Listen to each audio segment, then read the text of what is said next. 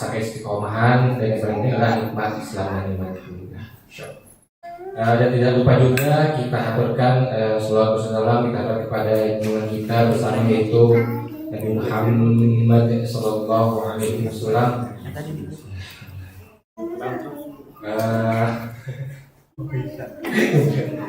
Oke, tanpa berlama-lama kita langsung, karena waktunya juga Ustaz juga hadir sudah di tengah kita, langsung saja kami serahkan kepada Ustaz Ahmad Ismail. Silakan.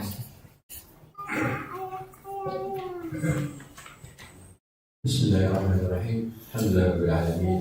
Wa bihi nasta'inu 'ala umuri dunya waddin wa 'ala alihi wa ashabihi wa man tabi'ahum bi ihsan ila yaumiddin.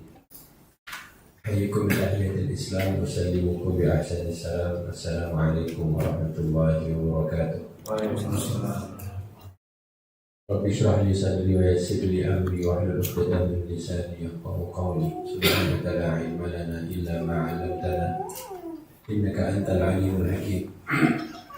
Allahumma anfa'na bima 'allamtana wa 'allimna ma yanfa'una wa zidna ilma. Allahumma inna na'udzubika min 'ilmin la yanfa' wa min qalbin la yakhsha' wa min nafsin la tashba' wa min du'a'in la yusma'.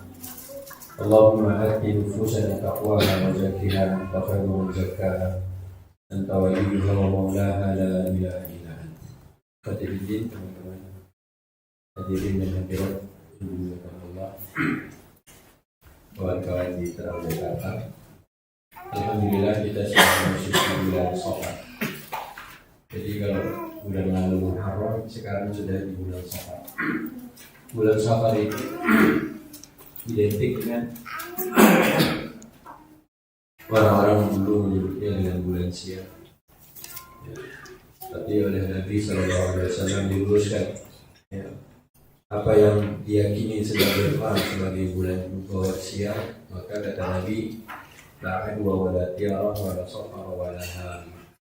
Tidak ada yang disebut dengan penyakit menular, tidak ada juga yang disebut dengan orang yang percaya dengan kalau ada burung terbang ke kanan itu berarti hari baik, kemudian kalau ada burung terbang ke kiri berarti kurang baik. Wala safar, dan tidak ada safar. Jadi safar itu hampa, yang diambil dari kata sifar, nolnya. Maka kata Nabi wala safar. Maka kalau nanti ada yang mau menikah di bulan Safar, silakan saja menikah. Tidak ada yang namanya bulan Siam. Maka Nabi luruskan itu dulu. Ya, sampai-sampai tadi di awal hadis la adwa, tidak ada yang penyakit yang menular. Supaya apa? Supaya orang tidak takut pada penyakitnya. Tapi orang semuanya beriman percaya kalau Allah lah yang mengizinkan itu terjadi. Tidak ada yang terjadi kecuali semuanya pasti ada sisi Allah Subhanahu. Alhamdulillah sekarang bulan Safar. Sebelumnya kita berada di bulan Haram. Bulan-bulan Haram ada 4. Yang pertama, kata Nabi 3 bulan berturut-turut, Dzulqa'dah, Dzulhijjah, Muharram. Ya. Jadi beramal saleh di 3 bulan itu, pahala kita dilipat gandakan oleh Allah Subhanahu wa Ta'ala. Dan Allah ingatkan jangan berbuat zalim. Kemarin yang sifat atau dengan istrinya bulan-bulan haram berarti dosanya banyak. Ya. Jadi kalau mau berantem sekarang, karena bukan bulan haram. Ya, sekarang sudah tanggal 3 Safar, jadi tidak lagi di bulan haram. Maka demikian. Jadi kalau bulan-bulan haram kemarin melakukan perbuatan yang dimurkai Allah, maka dosanya itu berlipat. Baik, itu yang pertama. Yang kedua, bulan Safar tidak ada amalan khusus tertentu, hanya saja jika melihat sejarah, maka Nabi berangkat meninggalkan kota Mekah karena beliau diusir itu di akhir bulan Safar. Karena sesudah Safar Rabiul Awal. Jadi di akhir 3 hari Nabi bersembunyi di Gua Sur, kemudian baru beliau berangkat menuju kota Yathrib ketika itu namanya, belum Madinah seperti hari ini yang kita kenal. Insya Allah yang berangkat umrah akhir Safar bukan hijrah tapi umrah. Kalau Rasulullah SAW berangkatnya akhir Safar, masuk kota Madinah, ke Kuba, beliau membangun masjid, kemudian sesudah 3 hari baru beliau masuk ke kota Madinah, dan membangun masjid lagi di kota Madinah. Maka alhamdulillah bulan Rabiul Awal itu ada hari lahirnya Nabi, ada bulan wafatnya Nabi, kemudian hijrahnya Nabi. Jadi 3 peristiwa itu semuanya terjadi di bulan Rabiul Awal. Siapa yang hafal 12 nama bulan Hijriah? Artinya apa? Beda satu-satu, dia satu-satu. Untuk dari Muharram. Yang kedua, Safar. Habis apa? Rabiul Awal. Mas? Rabiul Akhir.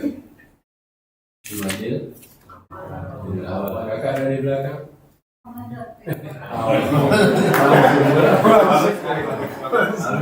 Daripada nggak jawab. Habis Jumadil Awal, Jumadil Akhir.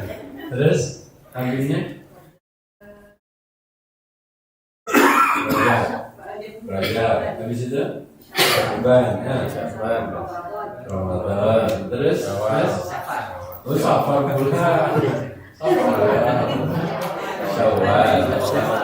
Terus Pak, Mas, sebentar lagi masuk. Syawal. Kemarin bulan Juni. Iya. Awal dulu. April, Mei. Zulqa'dah apa ya? Hijjah. Zulqa'dah. Jadi ternyata banyak yang belum hafal, berarti harus kita hafalkan. Untuk apa? Jadi mana anak-anak nanti bisa kita ajari. Nah, kalau ayahnya nggak hafal, jangan diam-diam aja. Ya. Mulai, karena bulan-bulan itu semuanya kaitannya erat dengan ibadah. Kita berpuasa bulan Ramadan, kita berlebaran bisa bulan Syawal, bisa bulan Dzulhijjah. Kita puasa Arafah bulan Dzulhijjah. Kita puasa Asyura mulai bulan Muharram. Perbedaan pendapat. Maka teman-teman, ayo dong Bismillah. Kita kan mau belajar bahasa Arab. Kebayang nggak sih kalau kita hadir di pengajian yang isi pengajian Rasulullah? Gimana? Masuk. Kalau kita ngaji zaman Nabi Nusi itu kita di majlisnya Nabi, gimana? Asik nggak? Semuanya pasti bahasa Arab. Asik nggak kira-kira? Asik. Cuman Quran itu cerita lain. Kita buka mukadimah malam hari ini surat Muhammad. Ya, surat Muhammad itu surat keberapa dulu? 47. Masya Allah. Itu nomor surat. Lumayan dong nomor surat ya. Ayat 16 ya, silakan. A'udzubillahi minasyaitonirrajim. Silakan Kak. Mas. Baiknya. Jangan Dan Mas. Dan di mereka ada orang yang mendengarkan perkataanmu sehingga apabila mereka keluar dari sisimu, orang-orang berkata kepada orang yang telah diberi ilmu pengetahuan, yaitu sahabat-sahabat Nabi, apakah yang dikatakannya tadi? Paham nggak? Belum. Pelan-pelan. Ulang lagi. Pelan-pelan. Ulang lagi. Dan di antara mereka ada orang-orang yang mendengarkan perkataanmu sehingga apabila mereka keluar dari sisimu. Nah, berarti ada orang duduk di pengajian Nabi. Ada. Betul. Ada. Ada orang duduk di pengajiannya Rasulullah. Dan dia menyimak pengajian Rasulullah. Tapi sesudah bubar. Sesudah bubar nih. Apa yang terjadi? Lanjut.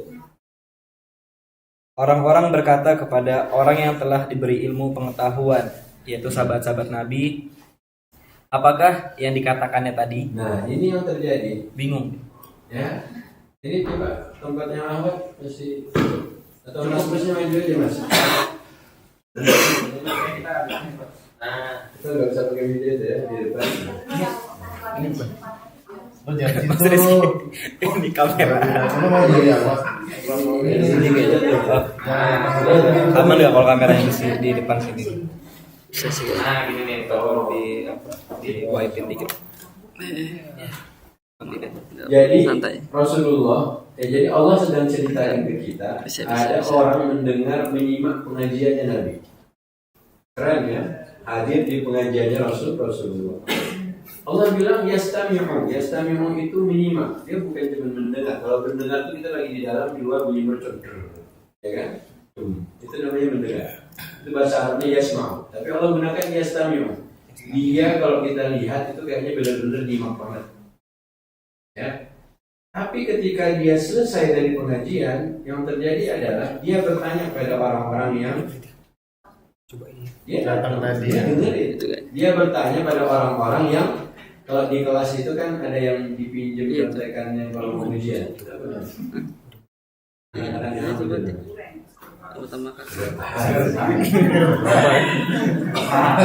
Biasanya kalau mau ujian ada yang dipinjam. Pintarin dulu ya paling depan. Rajin, yang pintar. Jadi Allah bilang mereka ini bertanya pada orang-orang yang itu, yang mereka nyatet, yang mereka nyimaknya lebih asik, ya mendengar yang serius lah. Apa pertanyaannya? Mada qala ali. Apa artinya? Apakah itu kata-katanya tadi? jadi dia nanya tadi yang dikatakan itu apa? Tadi Nabi ngomong apa? Kebayang ya, hadir di pengajian, tapi pas selesai malah nanya tadi ngomong apa itu? Ini ada loh di zaman Nabi. Nah, orang model ini kira-kira di zaman ini ada apa? Ada. Banyak atau sedikit? Habis mulai dia datang kajian, dengerin kajian, tapi nggak paham. Ada? Coba. Ada?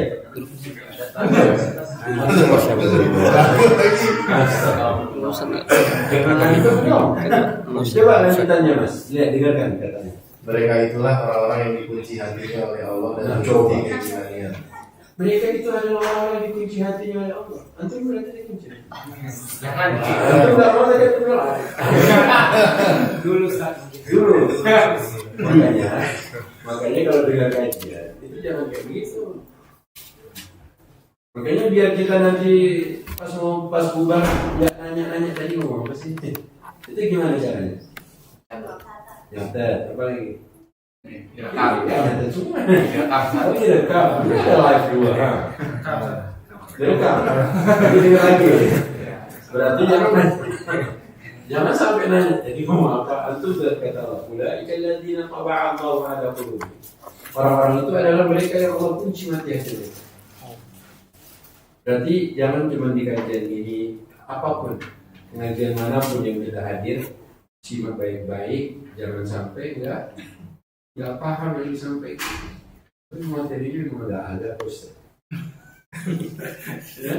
Bayangkan mereka itu hadir di pengajiannya Rasulullah SAW. Maka untuk itu kalau ada Quran yang disampaikan, jangan kita ya suka-suka kita aja ya. Bahkan nanti yang mau pamit hati-hati. Kalau ternyata kalau kita pamit langsung pulang, ya, muncul ke belakang, tiba-tiba nggak datang lagi. Itu ada ayatnya tuh di anu. Kalau yang pertama mereka dikunci apa? Hatinya. Pada siapa? Gara-gara apa? Gara-gara ada pahit kan. Dia nanya tadi ngomong apa sih? Ya berarti biar antum nggak ketahuan dikunci mati hatinya ngapain? Jangan nanti. Ya, gimana? Maksudnya? Gimana Pak? Dikunci mati hatinya dulu. Jangan. Terus biar jangan gimana? Oke. Wattaba'u. Diulang Ustaz. Di rumah udah harus ada diulang.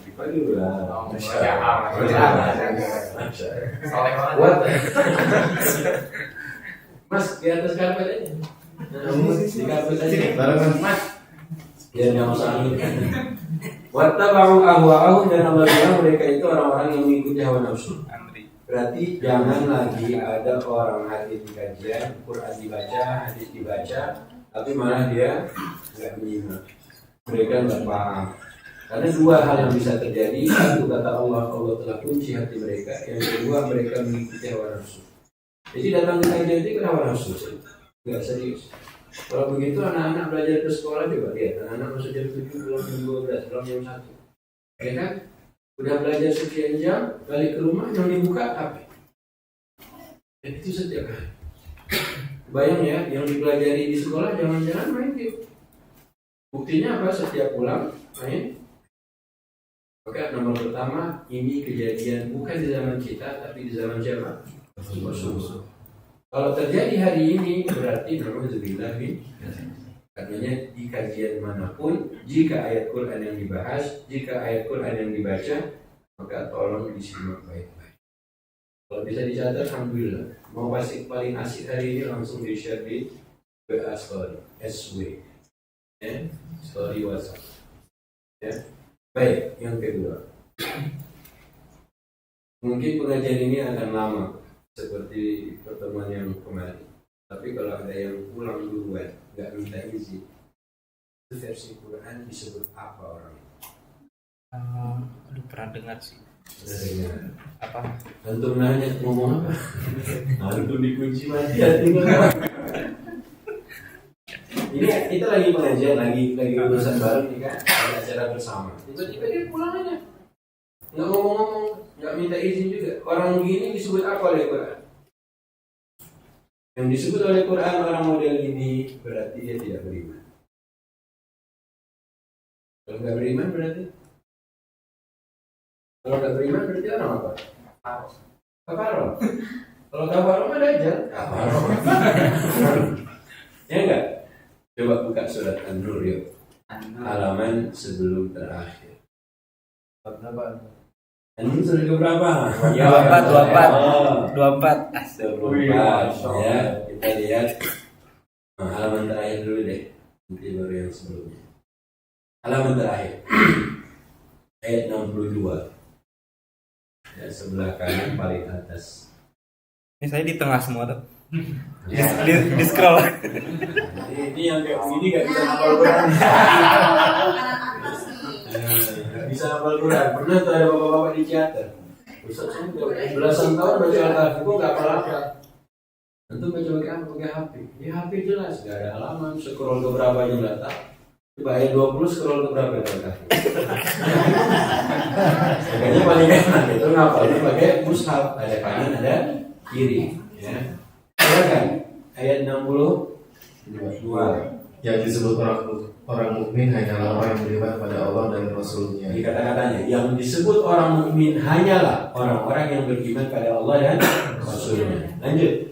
Dan apabila mereka berada bersama-sama dengan Rasulullah Muhammad dalam suatu urusan bersama, Lihat, bersama Nabi dalam urusan bersama, bukan urusan pribadi, urusan bersama. Terus mereka tidak meninggalkan Rasulullah sebelum meminta izin kepadanya. coba, mereka tidak meninggalkan Rasulullah sebelum meminta izin. Berarti jika dalam urusan bersama dengan Rasulullah saat itu mereka tidak boleh meninggalkan tempat sebelum minta izin. Oke, lanjut Mas Fir.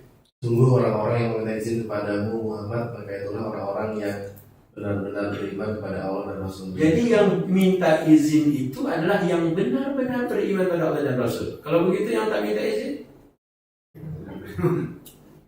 Nah, yang minta izin pada Nabi mau pamit, mau keluar dari majelis, itulah yang benar-benar beriman pada Allah dan Rasul. Berarti kalau dia pergi tanpa izin?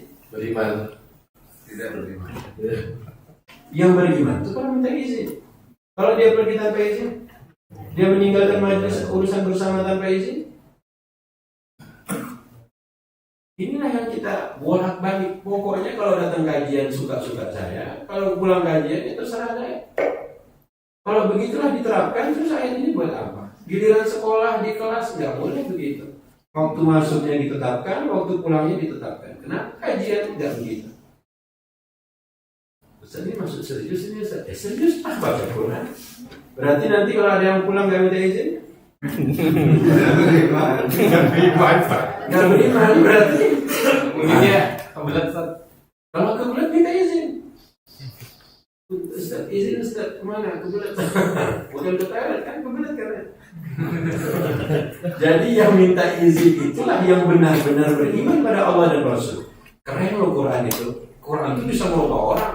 Kalau dia serius, ini ngaji suka-suka dia datang, suka-suka dia pulang, suka-suka dia mau pergi nggak usah pamit, nggak usah ngomong, terserah gua. Ingat yang tadi, jika pertanyaannya tadi ngomong apa dia, berarti kata Allah model ini Allah telah kunci hati mereka dan dia mengikuti hawa nafsu. andai diterapkan di setiap kajian begini, bisa. Kalau kajian berbayar, kalau gratis mana ada? Ya, berbayar itu belum datang Pak Ustadznya udah masuk orang ke pintu udah dibuka. Ingat kalau acara Ustadz Muhammad, gate dibuka jam berapa? Jelas. 1 jam sebelum acara gate udah dibuka, bahkan 2 jam sebelum acara gate udah dibuka. Tapi Quran kan tak seharuskan membayar atau tidak. Quran hanya katakan yang beriman itu kalau dia ngapain? Minta izin. Lanjut, Mas.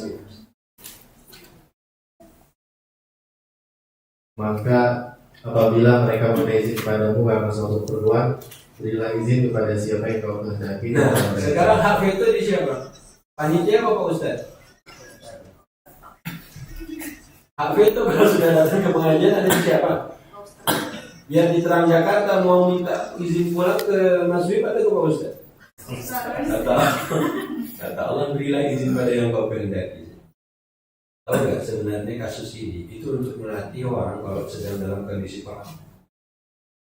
Betapa banyak panglima perang, orang-orang orang petinggi dalam peperangan itu mereka dibombardir gara-gara ada perintah. Tapi Quran berbeda cara mendidiknya. Begini Quran, ada urusan bersama nggak boleh pamit. Lihat di film-film, ada yang pergi diam-diam tiba-tiba ngirim koordinat Ini itu Quran mendidik, bukan dari cerita kalian harus latihan di mana, di gunung atau enggak. Ini loh ayat Quran ini langsung mendidik para sahabat jika dalam urusan bersama dengan Rasulullah maka tidak boleh pamit sebelum Anda minta izin. Yang minta izin berarti dia benar-benar beriman pada Allah. Tapi yang izin, Rasulullah punya hak untuk memberi izin bagi yang dikehendaki ataupun yang tak dikehendaki. Misalnya, Pak, maaf Pak, izin Pak, enggak, duduk. Dengerin kata Pak. Apa dengerin kata Pak, kata Rasul? Enggak apa-apa, itu silakan. Tapi jarang-jarang kita lihat hari ini pengajian orang pamit izin. Ustaznya dulu jarang kan? Jarang kan? Karena dimulai dari Terang Jakarta. Antum mau pamit izin Pak. Subhanallah loh, Quran mendidik. Kalau Quran bukan begini bunyi ayatnya, ya terserah. Tapi Quran bilang yang minta izin adalah yang benar-benar beriman pada Allah dan Rasul. Ya, lanjut Mas. Sungguh Allah Maha Pengampun, belum. Maka berilah izin Maka pada berilah kepada siapa yang kau kehendaki mereka dan mohonkanlah ampun. dan mohonkanlah ampun. Berarti perbuatannya minta izin keluar dari majlis itu kenapa dia harus dimintakan ampun oleh Rasulullah? Ya kan karena dia mikir berarti dosa dong, dosa. Tapi Allah tak sebut dosa. Gimana? Mau minta izin sekarang? yang mau didoakan, yang mau dimohonkan ampun, izinlah. Nanti kita sama-sama ya Allah ampunkan dosa. Keren ya, Quran tuh begini mendidik sahabat. Makanya Rasulullah itu tak butuh waktu lama untuk menciptakan, mendidik generasi itu tak butuh lama. 23 tahun selesai urusan. Ya, bahkan 13 tahun itu selesai. Kita puluhan tahun. Ya, mumet kita untuk menghadapi 80 tahun ulang tahunnya NKRI. Gimana mumetnya? Lugu. Kayak kodok. Diputar jadi kodok ini, kodok juga. Padahal 23 tahun itu kan waktu yang sangat singkat. Subhanallah ya. Gimana habis ini? Mas Wib, antum kalau sebagai pimpinan dalam rapat baca ayat ini.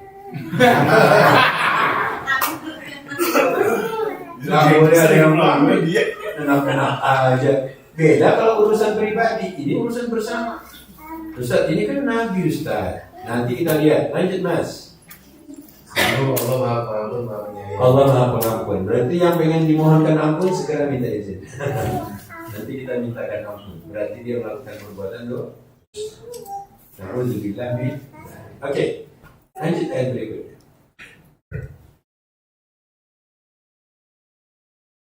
Janganlah kamu jadikan panggilan Rasul Muhammad di antara kamu seperti panggilan sebagian kamu kepada sebagian yang lain. Jadi tidak sama kalau Nabi yang larang, tidak sama kalau Nabi yang suruh dengan Pak Ustaz, tidak sama. Ya, tapi ingat baik-baik. Ya, kalau Rasul udah ngomong, Abu Bakar juga ngomong, itu nggak sama. Maka oleh Allah kita diingatkan. Kalau Rasul udah wafat, dua kan udah nggak ada. Memang tidak sama. Tapi kalau Rasul bilang harus. Yang bilang iya. Tapi kalau yang selain itu ya masih ada lah mungkin sedikit negosiasi di situ ya. Misalnya masuk tadi pimpinan rapat kan, ada sedikitnya masih tergantung. Oke ya, tidak sama. Lanjut. Sungguh Allah mengetahui orang-orang yang keluar secara sembunyi-sembunyi di antara kamu dengan berlindung kepada kawannya. Nah ini nih, ini kan masih ini kan paling depan. Ini geser sedikit di balik kaos merah. Geser dikit. Oh tahu. Mungkin Ustaz lagi lihat situ. Allah bilang, Allah tahu ada orang yang ngumpet di balik temannya dan dia keluar dari majelis. Misalnya antum besok subuh ikut kajian. Udah mulai kajian, antum duduk, antum mau pamit ingat ayat barusan. Akhirnya antum mundur balik ya terus antum pergi. Ingat Allah tahu. Makanya gimana pun kondisi kita habis ini, ya Ustaz, kenapa Ustaz baca ayat barusan? Ini Quran mas. Antum jadi khawatir mau minta izin habis ini, bagus. Berarti Quran itu sangat bermanfaat buat kita. Pokoknya habis ini ada urusan bersama, jangan pergi sebelum selesai. Sebelumnya izin. Bukan katakan sebelum selesai. Ya, sebelum minta izin. Diizinin, bismillah. Enggak diizinin sampai selesai. Jangan tunggu sampai selesai. Tunggu sampai selesai. Jadi kalau ada yang ngumpet di balik temannya kemudian pergi, Allah tahu. Ustaz mungkin tak tahu, tapi Allah tahu. Gimana? Pengen? Lanjut. Maka hendaklah orang-orang yang menyalahi perintah Rasulnya takut akan mendapat cobaan. Nah, ini tafsirnya ada dua. Kata Allah, falyahdar, hati-hati. Kalau Allah bilang aturan barusan dan ada yang melanggar, kata Allah hati-hati. Bisa dua yang menimpa orang tadi. Yang pertama kafir, yang kedua musyrik. Ngeri loh. Saking ancamannya itu jangan lo asal-asal keluar. Makanya enak hidup di zaman Nabi atau hidup di zaman ini. Dan di zaman Nabi atau zaman sekarang. Antum bisa berhadapan dengan Nabi, bisa duduk di majelis Nabi, tapi yang begini kondisinya. Enak zaman Nabi atau zaman dulu? Zaman now? Mas Wid, pengen hidup zaman Nabi atau zaman sekarang? Zaman Nabi. Masya Allah ya. Berarti hati-hati karena siapa yang melanggar dua hal. Kata Imam Ahmad, satu dia bisa jadi kafir, dua musyrik. Ya, lanjut. Takut akan mendapat cobaan atau ditimpa azab yang pedih. Yang kedua azab yang pedih. Fitnah itu ada dua tadi terjemahan. Makanya dia diazab oleh Allah Subhanahu wa Ta'ala. Alhamdulillah, Quran lagi bisa merubah kita nggak bisa merubah isi Quran. Maka di sini tolong setiap apapun ada majelis bersama ataupun program acara bersama, ini kan yang bagus. Ya, jangan pamit tanpa izin. Kalau dia minta izin pamit, berarti semoga Allah ampunkan dosanya. Makanya biasakan sampai selesai. Oh pantesan Ustaz di mana-mana sudah bubar Ustaz. Iya. Jangan belum bubar atau udah pulang. Anaknya urusan banyak, ada bayi di rumah, bodoh amat. Antum yang pilih, ya. Kecuali dari awal Ustaznya baik, alhamdulillah Ustaz saya izin pamitnya nanti ya, jam 10 Ustaz. Berarti udah dapat ya. Yang pertama tadi dikunci mati hatinya, dan yang kedua apa? Hanya mengikuti hawa nafsu. Maka pengajian duduk serius dengarkan, jangan karena hawa nafsu. Karena apa tadi? Dikunci mati hatinya oleh Allah. Ini mengerikan. Mau disebut dia dikunci mati hatinya? Ya. Oke, alhamdulillah itu dua mukadimah supaya kita kalau mengaji serius. Ya, walaupun ada canda-candanya sih nggak masalah. Ya, tapi ingat saja, kalau antum nggak paham berarti masalahnya di mana? Hatinya bermasalah. Terkunci hati, dikunci mati hatinya. Yang kedua dia mungkin datang hanya karena hawa nafsu sendiri. Dia mau pamer kalau dia udah bagus, ya. Mau pamer kalau apa kaosnya baru. Itu aja, mau pamer kalau baru pulang haji, halus, gundul gitu kan. Cuma mau gitu aja. Oke, Allah sudah membongkar semuanya. Makanya surat Muhammad itu di antara surat yang banyak bercerita tentang orang munafik. Surat Muhammad. Buka aja surat Muhammad.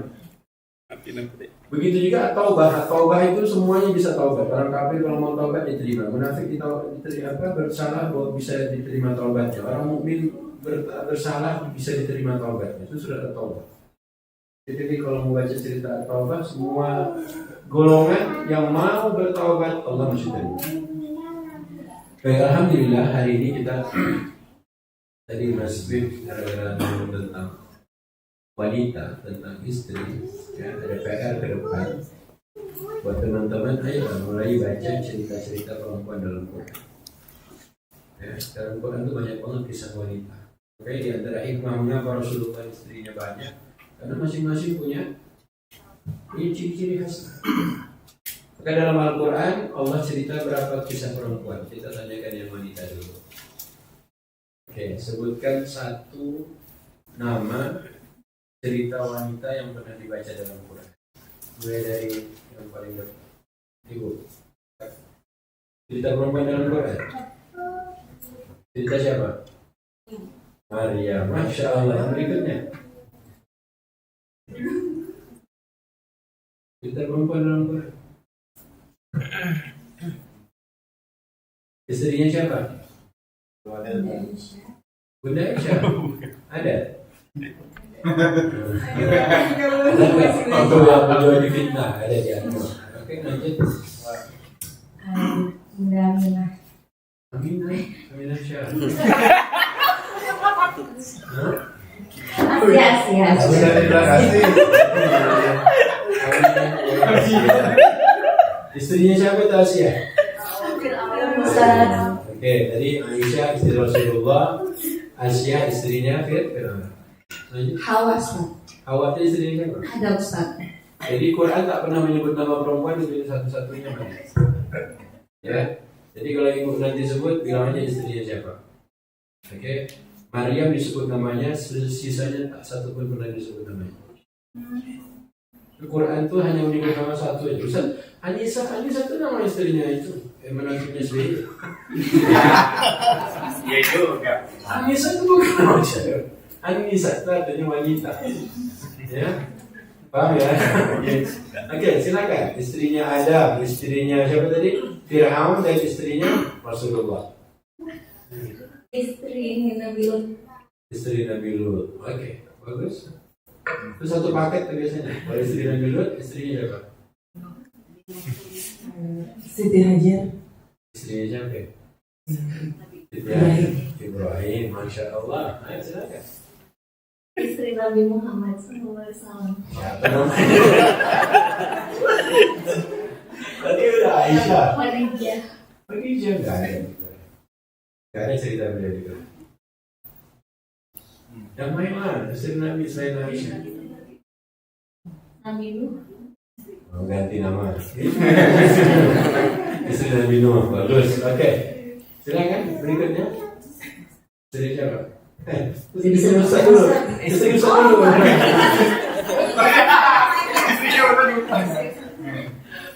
Udah. Oke kak. Udah disebut semua Ustaz. Gimana? Masya Allah. Saya nggak tahu lagi nih, belum kepikiran. Udah terakhir lagi. Apa ya? 3, 4, 5, Siapa 6, ya, Ustaz? 7. Baru 7. Semua. Coba pakai yang cowok. Istrinya Nabi Adam. Udah.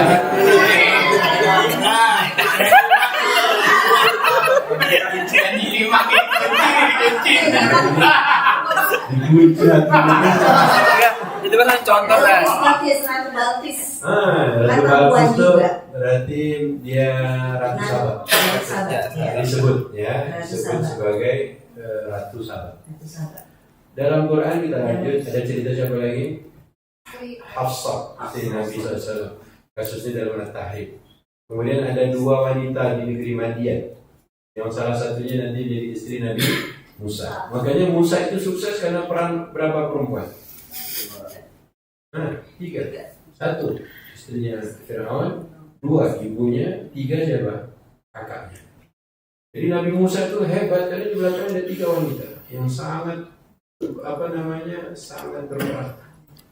Ibunya, istrinya Fir'aun, Asia dan kakaknya. Berarti dibalik hebatnya Musa ada peran 3 wanita. Dibalik hebatnya Masbid ada berapa peran wanita? Istri nggak ikut kan? Baik. Kemudian ada cerita siapa lagi dalam Quran?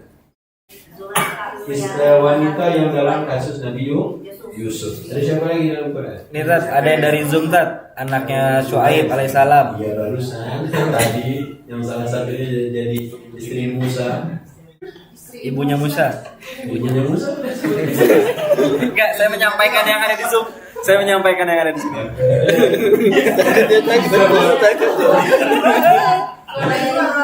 Istrinya Imran, masya Allah. Ada lagi?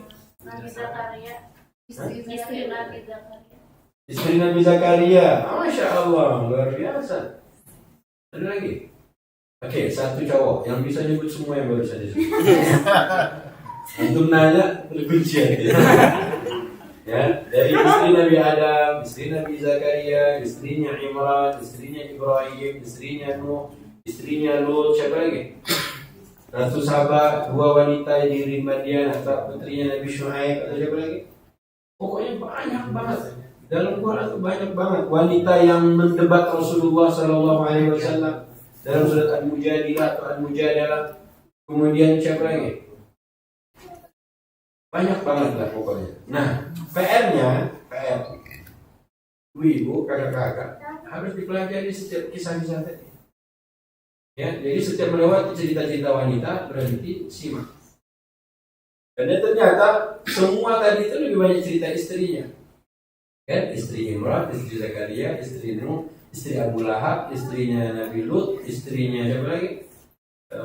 Musa, ibunya Musa, kakaknya Musa, istrinya dan banyak lagi. Nah, yang begitu tadi tolong dipelajari kan masing-masing istri. Bukan sebagai ibu. Benar tidak? Bukan sebagai ibu. Yang jadi ibu siapa aja? Ada nggak wanita-wanita di Quran yang Allah ceritakan sebagai ibu? Ibunya Nabi Musa, ada lagi? Ibunya Nabi Isa, ada lagi? Berarti sisanya lebih banyak istri. Berarti apa hikmah wanita-wanita di Quran Allah ceritakan mereka sebagai istri bukan sebagai ibu? Karena kalau istri, para wanita itu jadi istri yang salihah, insya Allah urusan ibu gampang. Urusan ibu ya gampang. Tapi kalau dia jadi ibu, tapi istri, na'udzubillah, itu susah. Dia ibu ya, dia ibu, tapi kan jadi istri salihah. Panjang urusan. Makanya jadilah istri yang salihah, insya Allah urusan jadi ibu lebih mudah. Benar nggak? Pembuktinya Quran lebih banyak cerita wanita tadi sebagai istri atau sebagai ibu? Makanya jadilah istri yang salihah, dalam surat An-Nisa Allah sebutkan, maka insya Allah urusan jadi ibu lebih mudah. Oke ya, ini lihat, ibu pengen sebagai ibu dia pengen untuk anaknya bla bla bla bla. Tapi kalau dia sebagai istri kurang asyik, itu duit turun lebih cepat atau lambat sih? Ini kan buat anak aku, ini kan buat anak-anak papi. Itu lebih mudah atau jadilah istri salihah untuk anak, insya Allah lebih mudah. Assalamualaikum.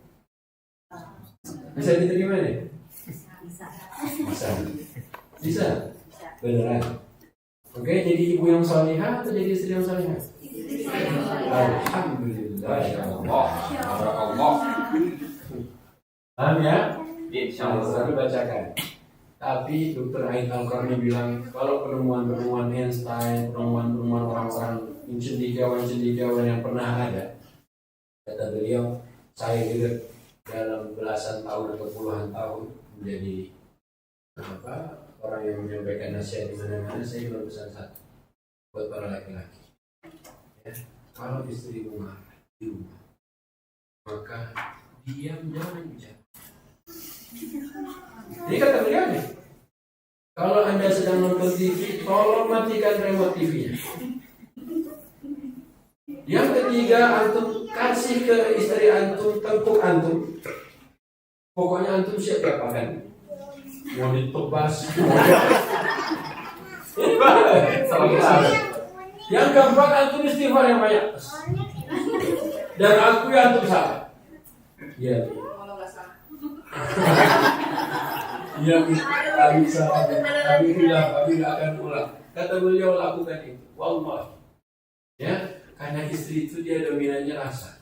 Dia akan lihat antum yang Allah lagi bawa tentang itu dia. Itu tips dari beliau. Kata beliau, tolong jangan. Ya, jangan antum bantah, jangan antum debat. Kalau antum bantah dia bantah. Kalau antum debat dia debat. Makanya antum diam, gak usah ngomong. Insya Allah.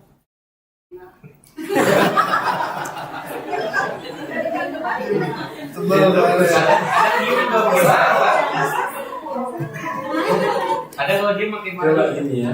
Manusia disebut manusia itu kenapa? Manusia disebut insan itu kenapa? Karena lupa. Karena lupa. Coba antum ingat dari antum lahir, waktu antum tabrakan, waktu antum copot gigi apa? Gigi susunya. Coba antum kalau ingat semuanya itu gak enak hidup. Makanya disebut manusia itu insan karena kita dibikin lupa oleh Allah. Kalau manusia nggak pernah lupa, kasihan dia semuanya ingat waktu tidur, waktu buang hajat, semua ingat. Itu bakal nggak enak. Makanya istri waktu lihat antum tadi dimarah-marahin sama dia, lihat Umar bin Khattab. Tahu kan ceritanya populer kan? Ada orang mau melapor pada khalifah, ternyata khalifah digituin juga. Akhirnya apa? Ada solusi selain agar dia untuk berikan semua ini. Kalau harus diputus leher, putusin. Ya, demikian nasihat siapa tadi?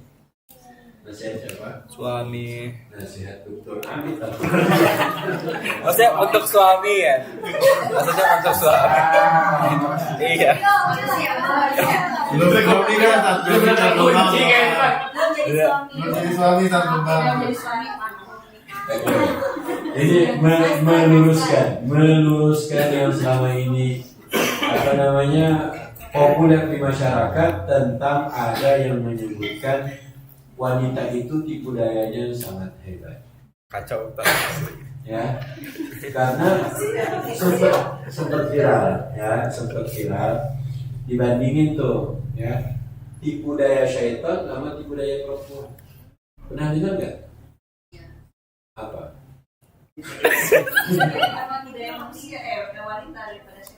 Lebih hebat mana tipu daya siapa? Wanita daripada syaitan?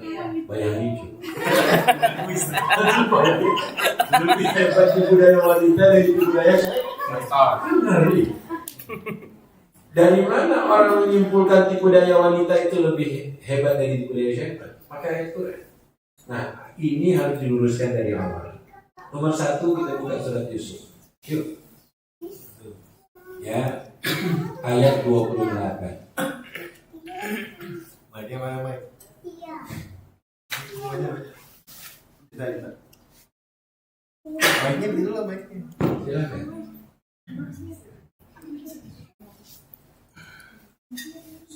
Ayat 28. Silakan.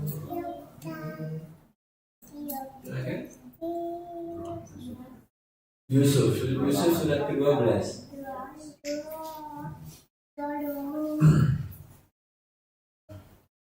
Biarkanlah dia pergi bersama kami besok pagi agar dia Ayat bersama berapa itu?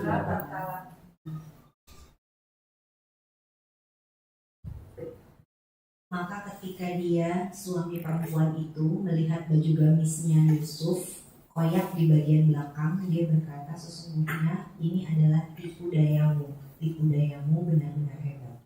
Ya, dia bilang ke wanita tadi, tipu dayamu benar-benar hebat. Ya, oke. Sekarang yang kedua, Kak, masuk Kak di atas karpet. Jangan di situ, masuk angin. Oke ya. Di ayat barusan, inna kaidakunna azimun. Ini yang orang pakai untuk menyebutkan wanita itu tipu dayanya apa? Besar. Ya, inna kaidakunna azim. Oke, sekarang Yang kedua, tipu daya syaitan di surat An-Nisa. Ya, ayat 76 di bagian ujung ayat. Di bagian ujung ayat. An-Nisa ayat 76.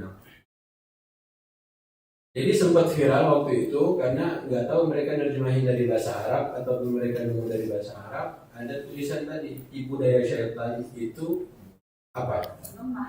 Tipu daya engkau perempuan besar. Dari situ disimpulkan. Oke, silakan dulu terjemahannya. Ujung ayat 76. Inna kaida syaitani kana dha'ifa. Artinya apa? Sesungguhnya Maka perangilah kawan-kawan setan itu karena sesungguhnya tipu daya setan itu lemah. Nah, digabungin itu dua ayat. Yang satu Allah sebutkan sesungguhnya tipu daya syaitan itu lemah. Yang satu tadi di surat Yusuf tipu daya perempuan itu besar. Berarti benar atau tidak? Berarti lebih ngeri mana nih? Tipu dayanya siapa nih? Astagfirullah. Jangan gitu dong. Makanya diluruskan oleh Syekh Al-Ghamisi. Beliau Imam Masjid Kuba. Kata beliau jangan salah, jangan asal-asal bicara. Tipu daya perempuan lebih hebat daripada tipu daya syaitan. Karena yang ngomong tipu daya syaitan itu Allah. Sementara yang ngomong tipu daya engkau itu hebat adalah cowok yang suaminya siapa? Suaminya beliau. Jadi masa akan disamakan Allah yang katakan tipu daya syaitan lemah, sementara yang mengatakan laki-laki ini, si laki-lakinya Al-Aziz tadi itu mengatakan si istrinya lah tipu dayanya sangat besar, sangat hebat.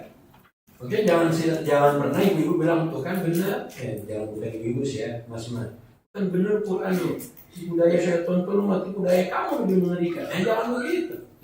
Itu salah menempatkan ayat karena yang satu Allah yang bicara, yang satu apa? Kata-kata laki-laki tadi. Ya, paham Bu? Jadi tipu daya siapa yang lebih hebat? Oh, itu satu lagi. Siapa yang bilang tipu daya syaitan hebat? Allah bilang lemah, ibu bilang hebat. Ayo. Yang bilang tipu daya syaitan hebat siapa? Yang terpengaruh. Mari kita cari tahu kan. Mari kita cari tahu. Yang terpengaruh. Berarti tipu daya siapa? Syaitan atau yang terpengaruh? Yang hebat itu manusia atau syaitan? Nah, gitu deh.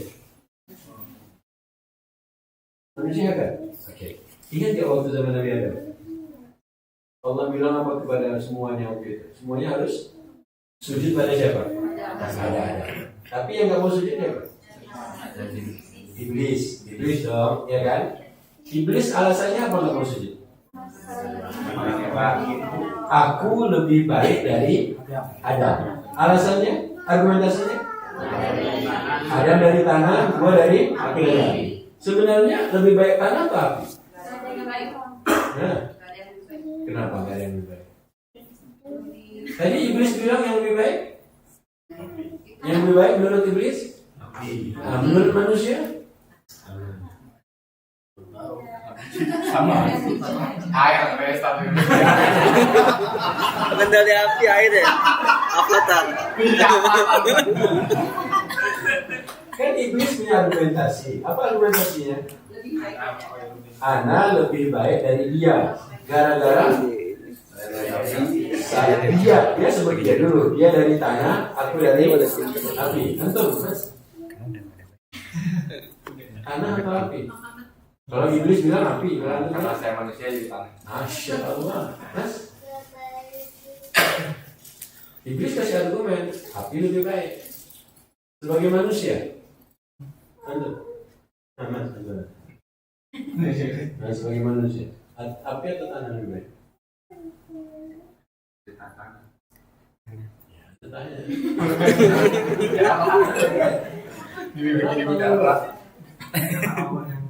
Menciptakan antum dari tanah bukan dari api. Masya Allah.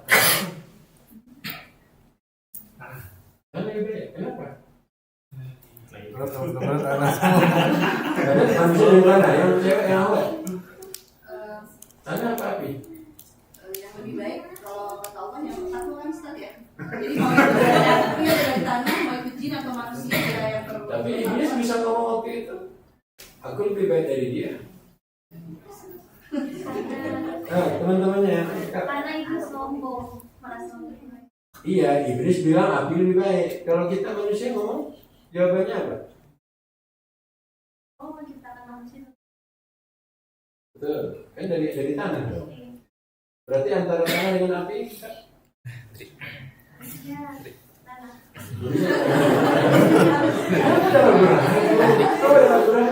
Tanah sengketa mana?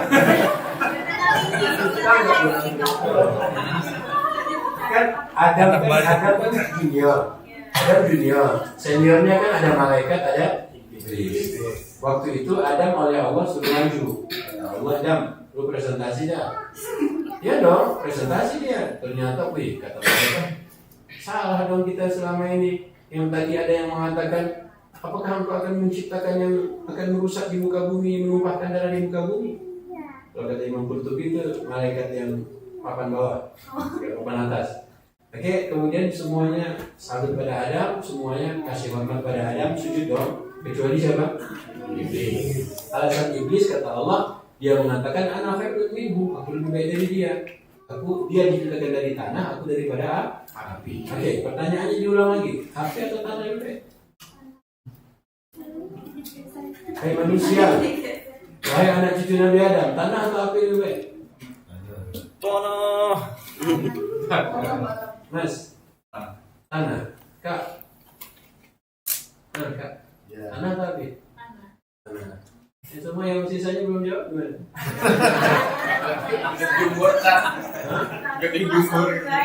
Tanah lebih baik.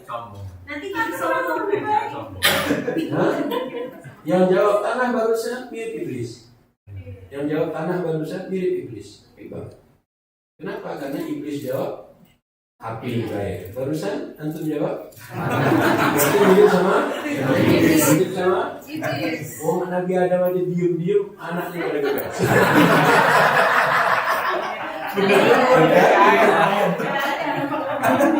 Bener iman jahat.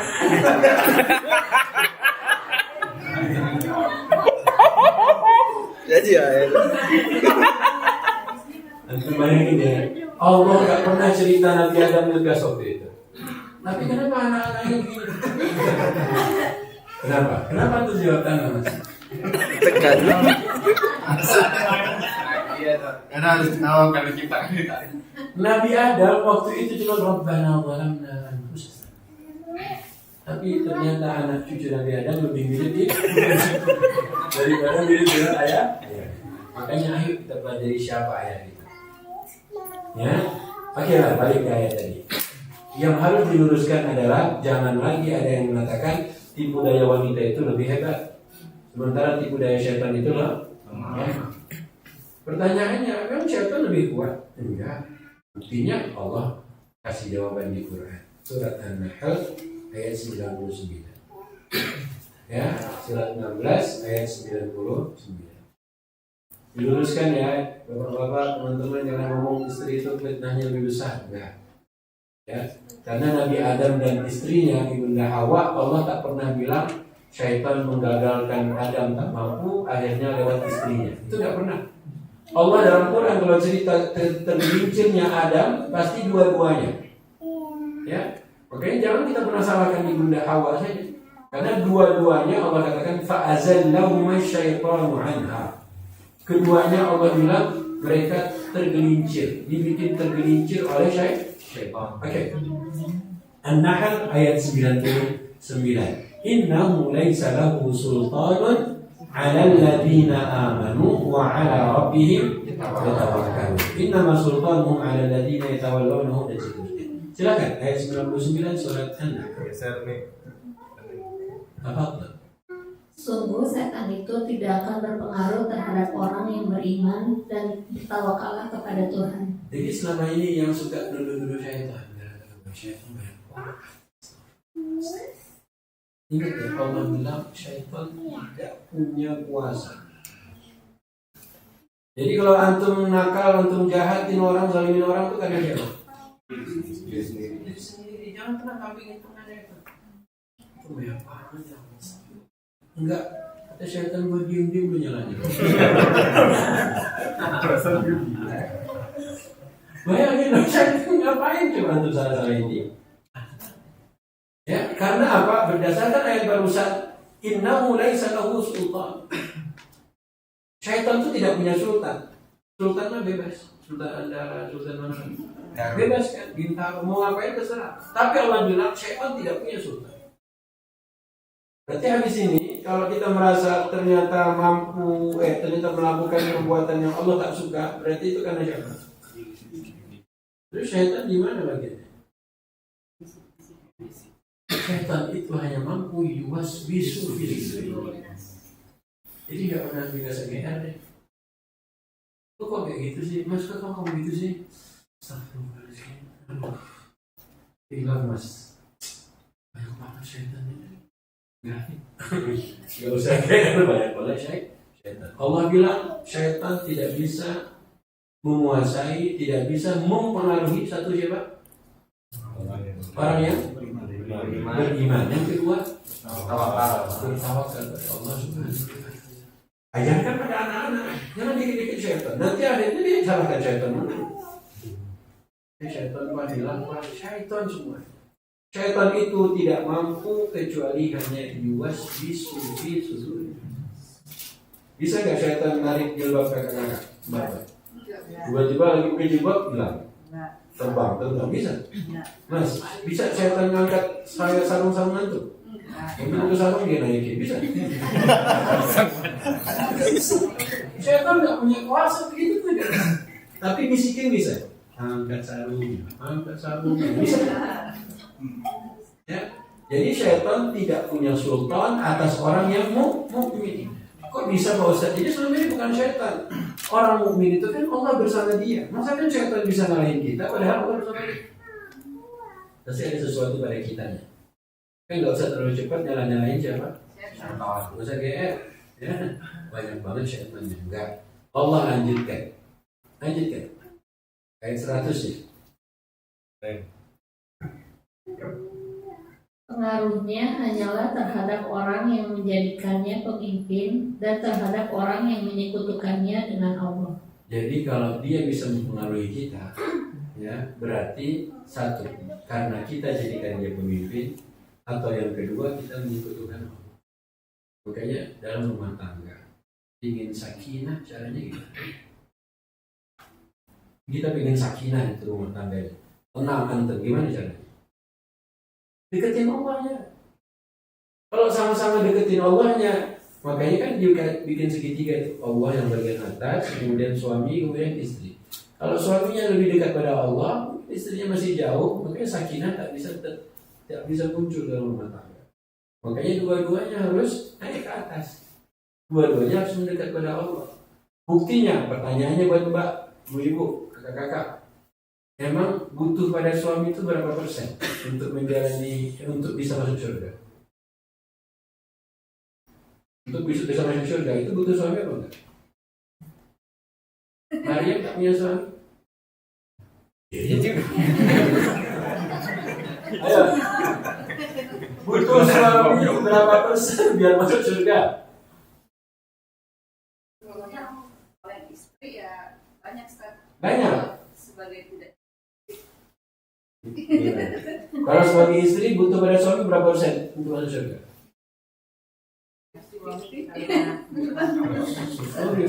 Suami yang model macam apa itu?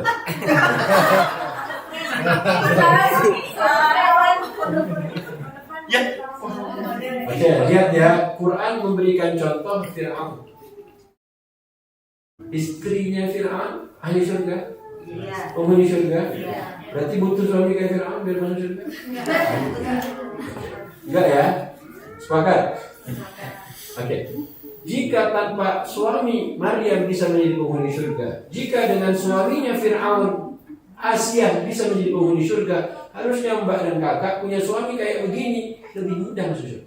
Masya Allah. Gimana? Sebentar, gimana nih?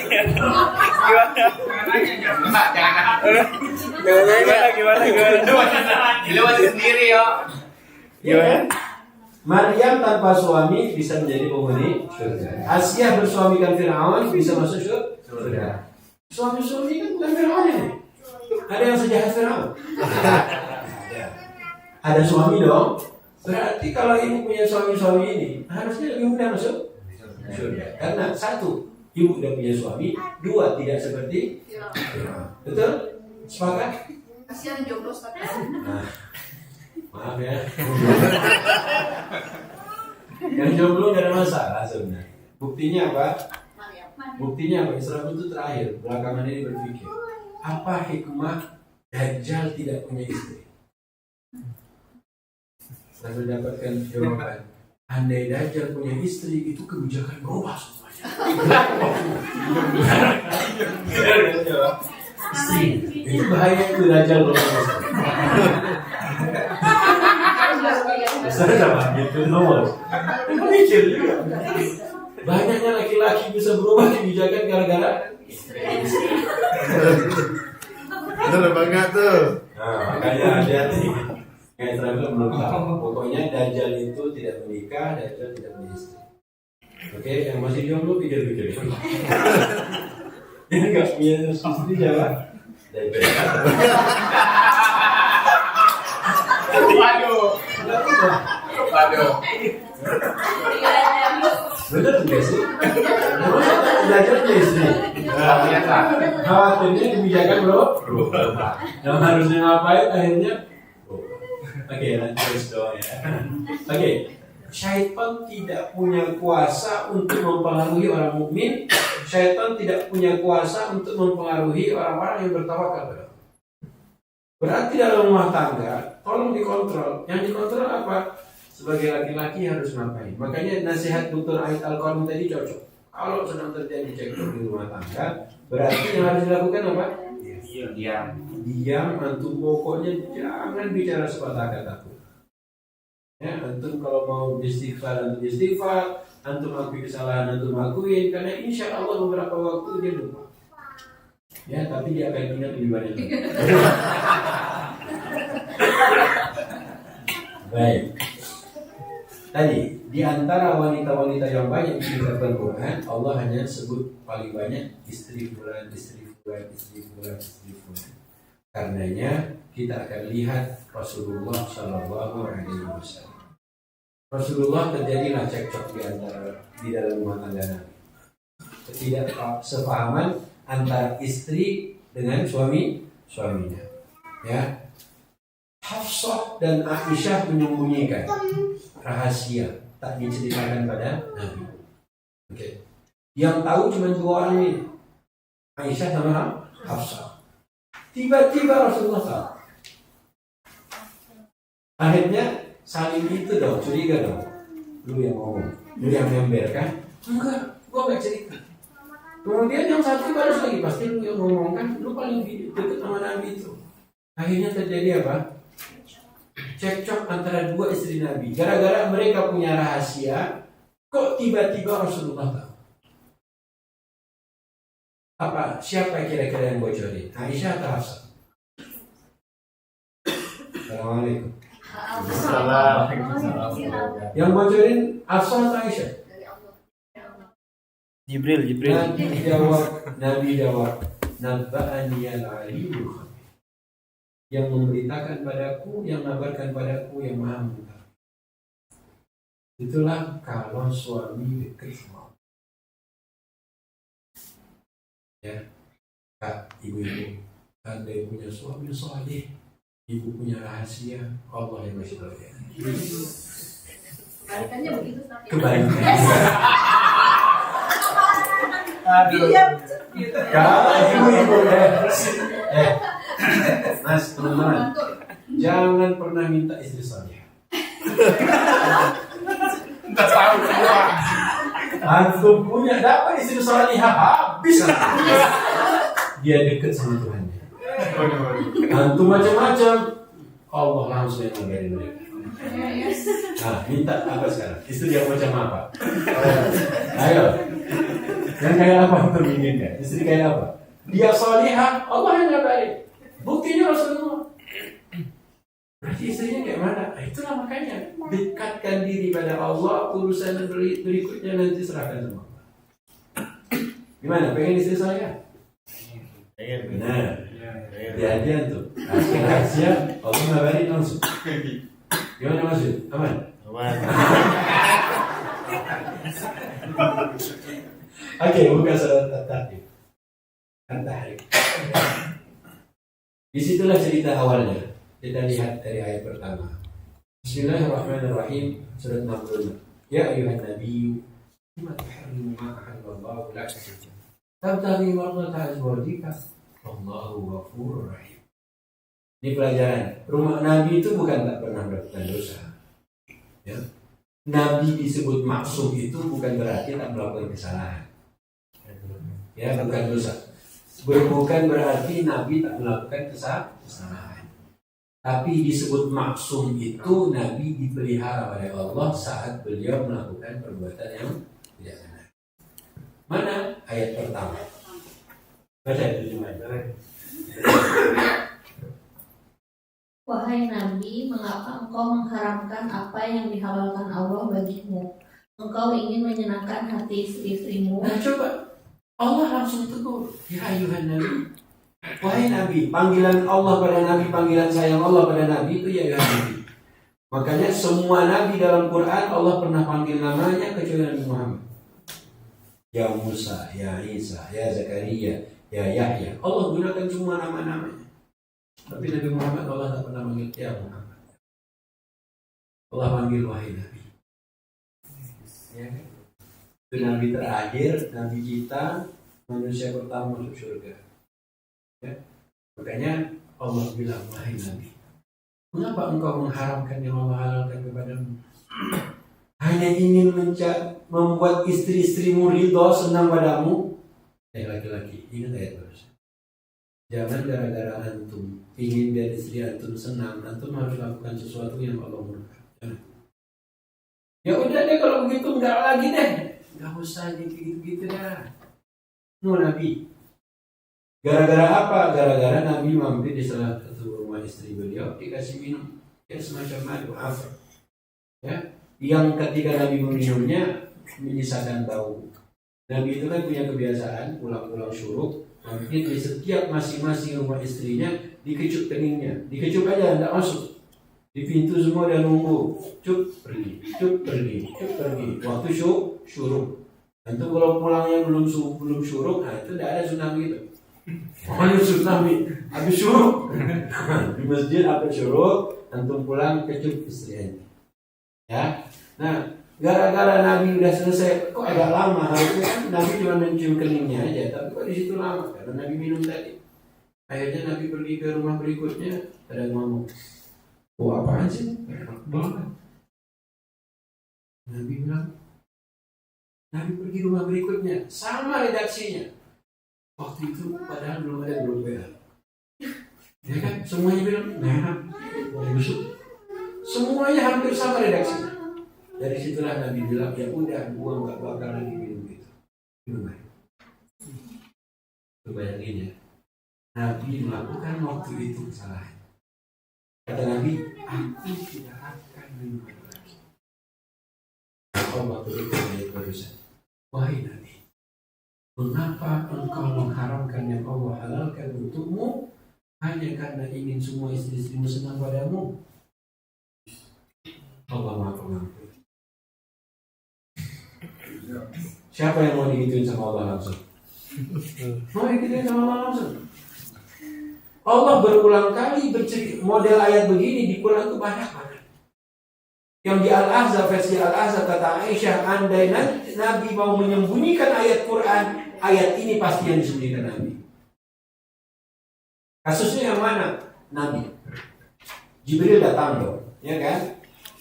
Kata Jibril, Muhammad, wahai Nabi, sebentar lagi Zaid datang. Zaid itu mantan anak angkat Nabi. Yang menikahkan Zaid dengan Zainab itu Rasulullah sendiri. Oke? Jibril datang. Apa kata Jibril? Nanti Zaid datang. Beliau minta cerai dan engkau akan ceraikan Selesai masa idahnya, engkau yang akan menikah dengannya. Paham ya? Zaid akan datang minta cerai, makanya nanti kamu selesaikan perceraian mereka. Selesai nanti mereka idahnya Zainab, Anda yang akan menikahi Zainab. Bayang nggak gimana perasaan Rasul begitu? Akan menikah dengan mantan istri, mantan anak angkatnya. Dan itu di negeri Arab waktu itu belum lazim. Kalau apa yang terjadi? Apa yang terjadi? Terbuka Al-Ahzab. Buka surat Al-Ahzab. Ya. Ayat 37. Surat 33. Nabi langsung Allah tegur di waktu itu. Silakan. Dan dia mewariskan kepadamu tanah-tanah. Ayat 37 adalah Dan ingatlah ketika engkau Muhammad berkata kepada orang yang telah diberi nikmat oleh Allah. Siapa? Zaid. Zaid itu dulu pernah Nabi mengatakan Zaid adalah putranya Muhammad. Nabi angkat Zaid di Ka'bah. Nabi mengumumkan ke semua orang, Zaid adalah putra Muhammad dan Zaid akan mewarisi dari Muhammad. Waktu itu, sebelum ada ayat yang turun. Ya, jadi akhirnya Zaid menjadi putranya Muhammad. Zaid bin Muhammad. Harusnya Zaid bin Harithah.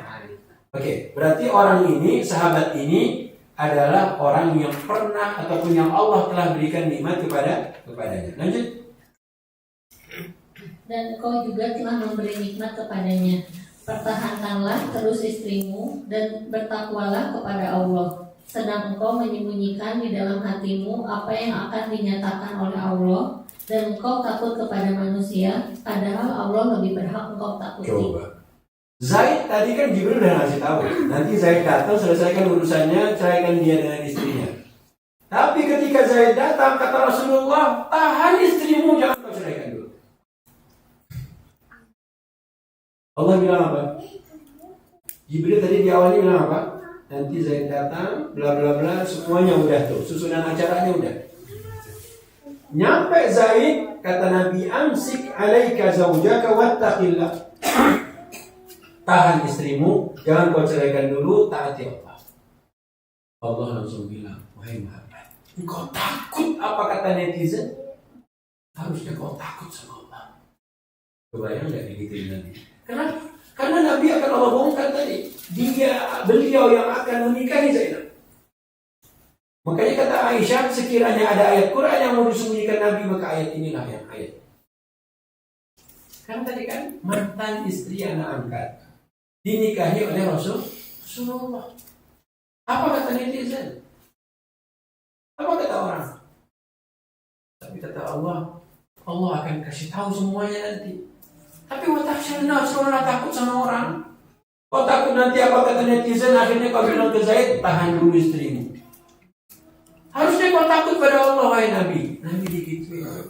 Makanya disinilah maksudnya Nabi. Nabi itu dijagain sama Allah.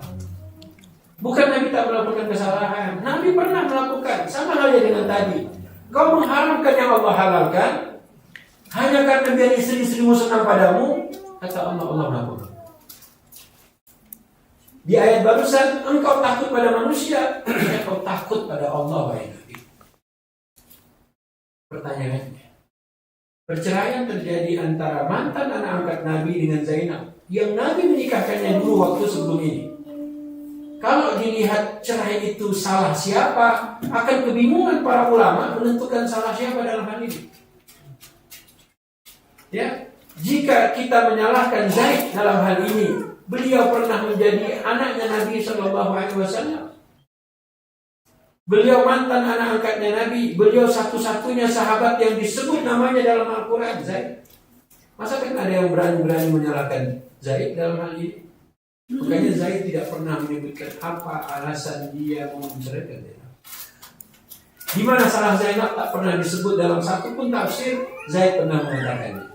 Yang kedua, jika ada yang menyalahkan, salah siapa? Salah wanitanya Zainab. Sesudah dicerai, yang menikahinya siapa? Rasulullah. Yang menikahkannya siapa? Allah langsung dari langit. Berarti urusan pisah suami istri itu bukan urusan yang tabu dalam agama, bukan urusan yang negatif. Buktinya pernah Allah ceritakan perceraian dalam Quran, dan bukan salah lakinya, bukan juga salah perempuan. Makanya ayo dong, dalam rumah tangga, kalaupun ada hal yang tidak beres ataupun yang harus membuat berpisah, nggak ada masalah kok dalam Islam. Makanya Allah berikan solusi. Ceritanya udah jelas. Apa? Kalau dalam hal ini Allah ingin sampaikan pesan, kalau menikahi mantan istri, mantan anak angkat itu boleh dalam Islam. Yang tak boleh itu kalau anak menikahi mantan istri ayahnya. Tak boleh. Ya kan? Ayahnya menikah, kemudian mantan istrinya dinikahin anaknya, itu tak boleh. Tapi kalau ini ternyata mantan ayah angkatnya, kemudian mantan anak angkatnya bercerai dengan istrinya, maka boleh dinikahi. Tapi kalau ayah kandung sama anak kandung tak boleh. Itu kan untuk syariat. Tapi pelajaran kita adalah Allah bilang apa? Harusnya kau takut pada Allah. Ditegur oleh Allah langsung. Oke, balik ke hari. Kita lihat. Terjadilah tadi percekcokan ataupun terjadilah ada kesalahan dalam perilaku Nabi SAW, kesilapan yang beliau lakukan, dan Allah langsung menegurnya dan Allah berikan solusi. Apa solusinya? Ayat ke-5.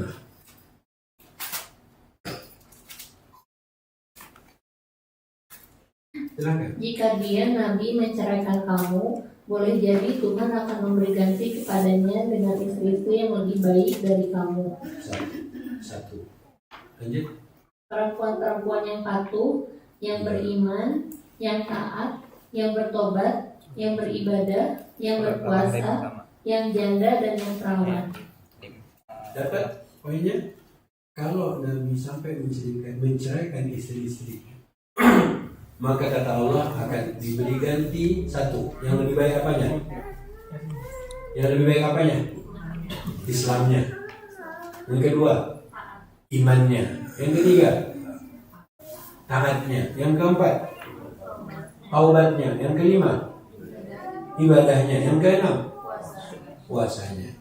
Allah kasih 6 kriteria. Kalau sampai Nabi menceraikan istri-istrinya gara-gara yang tadi, ya, maka Allah tawarkan ada 6 kriteria. Lihat kriterianya. Ini fisik atau non fisik? Lihat, fisik atau non fisik? Makanya kalau kata salah satu dia dan psikolog sih ya, beliau punya podcast, yang nonton podcastnya udah 200 juta orang. Podcast bahasa Arab yang nonton 200 juta dalam waktu 1 tahun. Podcastnya berapa jam? 3 jam. Tuh bayangin ya. Ternyata ceritanya apa? Tentang rumah tangga. Kata beliau, perhatikan ayat barusan. Allah tak pernah sebut wanita itu yang fisik. Allah sebut 6 kriteria, semuanya non fisik. Tapi mengapa kebanyakan orang memperhatikan wanita itu hanya pada fisik? Allah bilang apa tadi? Allah akan beri ganti yang lebih baik apanya? Muslimatin, terus mu'minatin, terus qanitatin, taibatin, abidatin, saihatin. 6. Ya, baru kata Allah tayyibatin wa abkar. Lebih dulu Allah sebut apa? Tayyibat. Apa arti tayyibat? Yang kedua, janda tetap terdepan. Allah sebutkan dulu ya. Makanya 6 kriteria. Iya. Makanya Allah sebutkan 6 kriteria ini semuanya non fisik. Maka perhatikan lagi, kenapa banyak orang yang hidupnya yang mau menikah urusannya fisik melulu. Makanya kalau besok nyari-nyari istri itu siapa yang kayak apa? Muslimat, kira-kira muslim, mukminat. Qanitat itu apa? Kata Ibnu Umar, qanitat itu sholatnya lama. Bayangkan antum punya istri sholatnya lama, masya Allah. Itu mau marah antum tak suka. Ya. Antum mau marah-marahin dia gak enak. Makanya Juwairiyah itu pernah ditegur Rasulullah SAW. Waktu itu belum berangkat sholat, dia udah di sejadahnya tempat sholatnya. Nabi pulang syuruk masih di tempat sholatnya.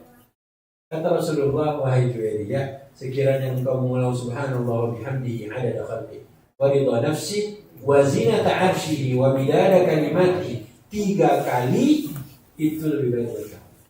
Itu sudah cukup untuk. Maka wanita, para istri, ingat, sholat memang terbaik. Tapi sebagai istri harus paham suaminya mau ngapain. Dia pulang, suruh, mungkin dia mau ngapain, mau ke kantor, mau apa, siapnya. Maka Rasulullah hanya mengingatkan Juwairiyah yang sebelum berangkat subuh udah siap di tempat sholatnya. Nabi pulang syuruk udah masih di tempatnya, dan Nabi bilang baca apa tadi?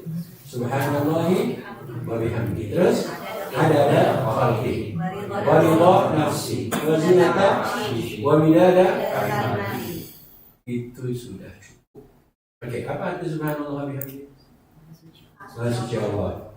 Dan dengan memuji ada sebanyak bilangan makhluk. Berarti kita ngomong subhanallah sebanyak bilangan makhluk. Berapa makhluk Allah hari ini? Andai 100 miliar berarti dapat pahalanya 100 miliar. Makanya kalau teman-teman ditawarin deh, subhanallah habis sholat berapa kali? 3. Alhamdulillah berapa kali? 3. Allahu Akbar berapa kali? 3. Kenapa nggak ada yang pengen begini? Habis sholat subhanallah 33 kali. Alhamdulillah. Allahu Akbar 33 kali. Ada yang mau begitu? Kenapa nggak mau begitu? Kan lebih mudah. Kenapa nggak begitu?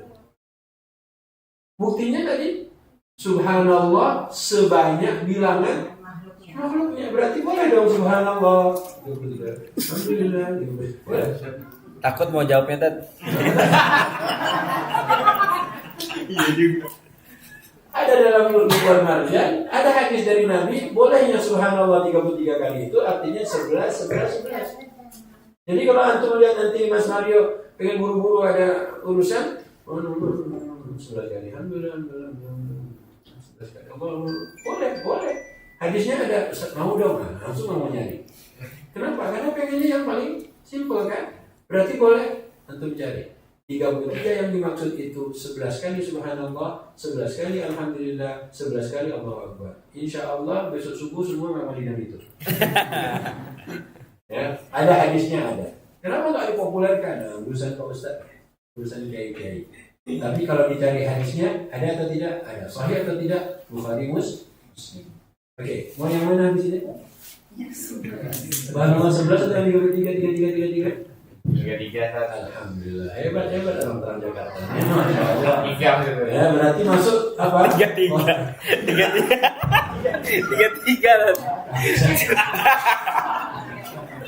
Baik. Kemudian taibat itu taubat. Taubat itu istri yang kalau ada apa-apa dia kembali ke suami. Ya, apa-apa dia bilang ke suaminya. Dia tidak ke orang lain. Itu hebat. Makanya 1 muslimat, 2 mukminat, 3 qanitat, 4 taibat. Ya, suami yang apa-apa dia ke suaminya. Dia enggak ke orang tua, dia ke suami. Itu keren. Dan itu yang Allah tawarkan. Dan istri-istri Nabi dengar semua dong. Oh, waktu mereka dengar ini, enggak, ya Rasulullah, enggak. Kami balik ke engkau, enggak usah balik ke orang tua kami. Begitu Rasulullah dididik oleh Allah Subhanahu wa Ta'ala. Nabi bacakan ayat barusan, taibat. Kemudian abidat, rajin ibadahnya. Ya, ibadahnya yang penting apa tadi? Salat 5 waktu. Kemudian puasa Ramadan. Selesai. Ibu-ibu itu masuk surga lebih mudah atau lebih sulit? Mudah. Apa kata Nabi? Jika istri salat 5 waktu, puasa Ramadan, menjaga kehormatan dirinya, terus mentaati suaminya, masuk surga lewat pintu air mana aja. Lewat pintu depan boleh? Lihat-lihat, buka, tutup lagi bisa? Pintu belakang? Semua pintu boleh. Tapi pertanyaannya, mengapa banyak wanita hari ini sholat duha, sholat taubat, sholat qabliyah, sholat ba'diyah, sholat tahajud, sholat witir? Kenapa? Kenapa dia puasa ayam berbit, puasa Senin Kamis, puasa apalagi Arafah, puasa Asyura. Kenapa? Padahal kan harusnya sholat 5 waktu sehari. Puasa Ramadan setahun sekali. Kenapa tadi banyak puasa sunat dan sholat sunat? Karena dia tahu, dikira untuk mengisi bolong-bolongnya mentaati suami bisa dengan yang tadi. Enggak begitu konsepnya. Buktinya Juwairiyah tadi dari habis zuhur, sebelum subuh sampai syuruk masih di tempat sholatnya. Nabi bilang apa? Cukup 3 kali membaca Subhanallahi wa bihamdihi adada. Ada 100 miliar jumlah makhluknya Allah, maka dia Subhanallah 100 miliar kali. Padahal dia cuma ucap 3 kali sih. Enak gak jadi wanita? Jadi istri enak gak? Enak. Jadi butuh suami tidak? Benar. Maka taati mereka. Taatin saja. Ustaz memang iya Ustaz. Oke, sekarang kita lihat Al-Fatih. Ya, Al-Fatih. Ayat keempat. Bagaimana supaya tadi konsep yang kita sudah sampaikan dengan konsep ya. Cerita yang sudah kita sampaikan tadi, surah Al-Fatih itu surah 40 berapa? 48 ayat yang Walladzi anzala sakinata fi qulubil mu'minina liyazdadu imanan ma'a imanihim. Silakan. Dialah yang telah menurunkan ketenangan ke dalam hati orang-orang mukmin untuk menambah keimanan atas keimanan mereka. Oke, menambahkan keimanan di atas keimanan. Kita sudah punya iman, tapi kita pengen tambahin iman. Maka oleh Allah tak disebut tambah iman dulu, Allah sebut dia menurunkan sakinah. Berarti sakinah itu tak bisa didapat dari orang. Sakinah itu Allah tegaskan, Allah yang turunkan. Berarti pengen sakinah, maka deketin Allahnya. Nanti Allah kasih. Tapi kalau mawaddah warahmah baru dari pasangan. Mawaddah itu masih muda, rahmah itu sudah tua. Mawaddah itu masih ketika sehat, rahmah itu ketika sakit. Tapi sakinah enggak. Sakinah itu Allah bilang dia yang menurunkan sakinah. Makanya teman-teman, ayo yang inginkan rumah tangga sakinah, maka suaminya mendekatkan diri pada Allah, istrinya pun sama. Makanya tadi yang ditawarkan oleh Allah, andai saja Nabi harus menceraikan istrinya, 6 kriteria ini semuanya non fisik, muslimat, mukminat, qanitat, taibat, abidat, sa'ihat. 6. Ya. Maka oleh Allah sakinah Allah turunkan. Ini tak bisa dari samping, tak bisa dari kanan, dari kiri. Harus dari atas. Tapi oleh Allah letakkan di mana katanya? Di qalbunya orang-orang mukmin. Ya, fi qulubil mu'minin. Kenapa sakinah itu Allah letakkan dalam kalbu? Supaya sakinah itu bukan pada rumah yang besar. Supaya sakinah itu bukan pada mobil yang mewah. Andai sakinah itu pada mobil yang mewah, rumah yang besar, nanti kita tinggalkan rumah mewah, kita pergi kemana-mana tak menggunakan mobil yang hebat, yang keren, ataupun di rumah yang bukan rumah kita, nanti sakinahnya ketinggalan. Makanya sakinah itu fi qulubil mu'minin. Untuk apa manfaatnya? Liyazdadu imanan ma'a imanihim. Tolong ditambah imannya. Hari ini kita sudah beriman, tambah lagi iman kita. Itulah mengapa sakinah itu di mana? Sakinah itu di mana? Di dalam qalbu. Itu yang harus kita yakini. Sakinah itu dari Allah, bukan dari kanan, bukan dari kiri. Allah bilang anzala. Seperti halnya Allah menurunkan hujan dari langit, Allah juga menurunkan Quran dari langit, dan Allah turunkan sakinah dari langit. Makanya Ibnu Taimiyah, kata Ibnu Qayyim muridnya, beliau kalau lagi gak asik rasa qalbunya itu, beliau akan mengulang-ulang ayat sakinah dalam Quran. Oke, coba cek di Google ayat-ayat sakinah dalam Al-Quran.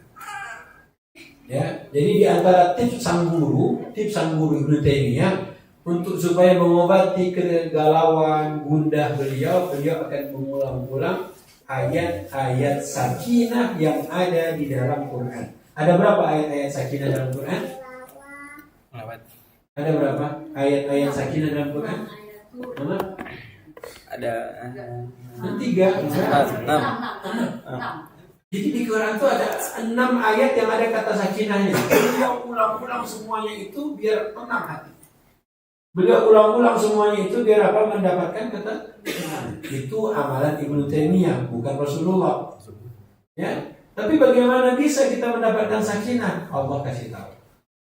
Di antaranya di At-Taubah 40. Tadi ya, Allah menurunkan sakinah, diletakkan dalam kalbunya orang mukmin supaya apa? Tambah iman. Makanya suami itu dia tahu mendapatkan sakinah dari Allah. Istrinya juga tahu sakinah itu hanya bisa didapat kalau dia mendekat kepada Allah. Maka kedua-duanya merasakan sakinah. Allah katakan sakinah itu Allah letakkan dalam hati agar supaya tambah amal soleh, tambah iman. Makanya suami mencari nafkah, istri bekerja di rumah menyelesaikan tugas-tugasnya di rumah. Ingat dia yazdadu imanan ma'a imani. Tapi sebelum kita lanjut Al-Fatihah ayat keempat, kita lihat apa yang bisa membuat sakinah itu kita dapatkan. At-Taubah 40. Ila tansuru faqad nasarallahu ila khalaqal ladzina kafaru kan yastahdidu ma fil ardi yaqulu li sahibihi la tahzan innallaha ma'ana. Terus ayat berikutnya fa anzalallahu sakinatahu. Lihat kata-katanya ya. Ketika sahabatnya mengatakan janganlah bersedih, sesungguhnya Allah bersama dengan kita, maka Allah menurunkan sakinahnya. Dr. Abdullah Al-Qasim menyebutkan, Anda inginkan sakinah, maka nasihatin saudaramu jangan sedih. Oke, boleh nggak sedih? Allah bilang jangan sedih. Ayo, boleh tidak sedih? Allah bilang jangan sedih. Berarti yang sedih melanggar apa? Makanya oleh Allah, tenangkan saudaramu, katakan padanya, jangan bersedih, ada Allah bersama kita. Ada masalah teman-teman, ada masalah besti, bilang, la tahzan, Allah langsung katakan, Allah turunkan sakinahnya. Oke ibu-ibu, la tahzan apa artinya? Memang kalau ibu-ibu disampaikan la tahzan hilang sedihnya? Tidak. Mas, gimana biar ibu-ibu istri hilang sedihnya? Lazada.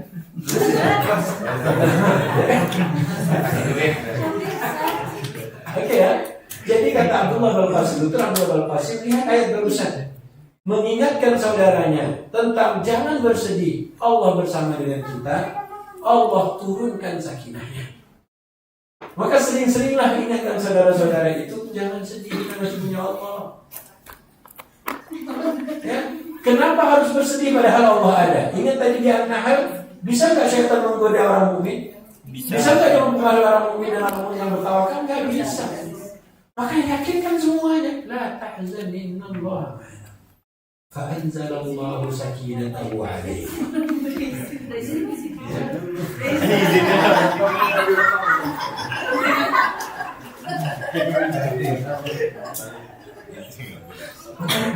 Ya, yakin sakinah itu Allah yang turunkan, yakin sakinah itu Allah letak dalam kalbu, tapi yang harus dilakukan adalah apa?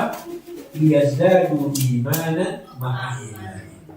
Wahai para istri, ayo tingkatkan keimanan. Wahai para suami, tingkatkan keimanan. Makanya oleh Allah ceritakan caranya tadi. La tahzan innallaha ma'ana. Menasihati saudaranya supaya jangan apa?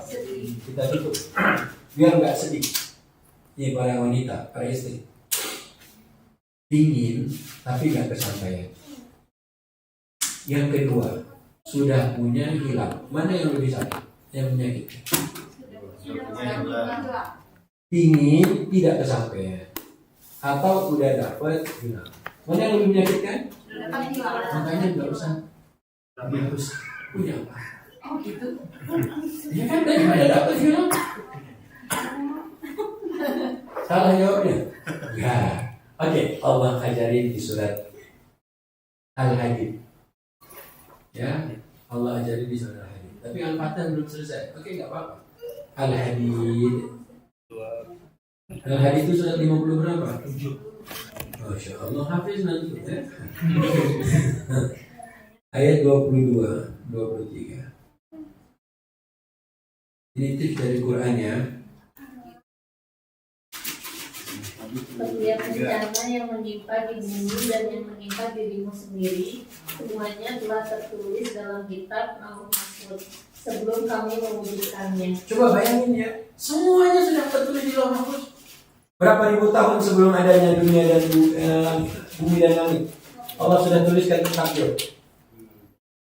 50.000 tahun, langit belum ada, bumi belum ada, sudah ditulis. Kata Allah, inna dzalika 'ala Allahi yasir, yang itu mudah. Ustaz, kalau begitu ngapain repot-repot?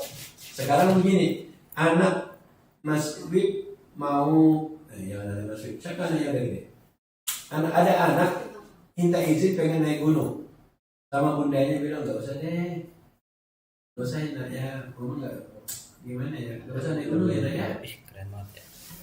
Ucapan mamahnya nggak usah naik gunung itu pakai ilmu atau sotoy?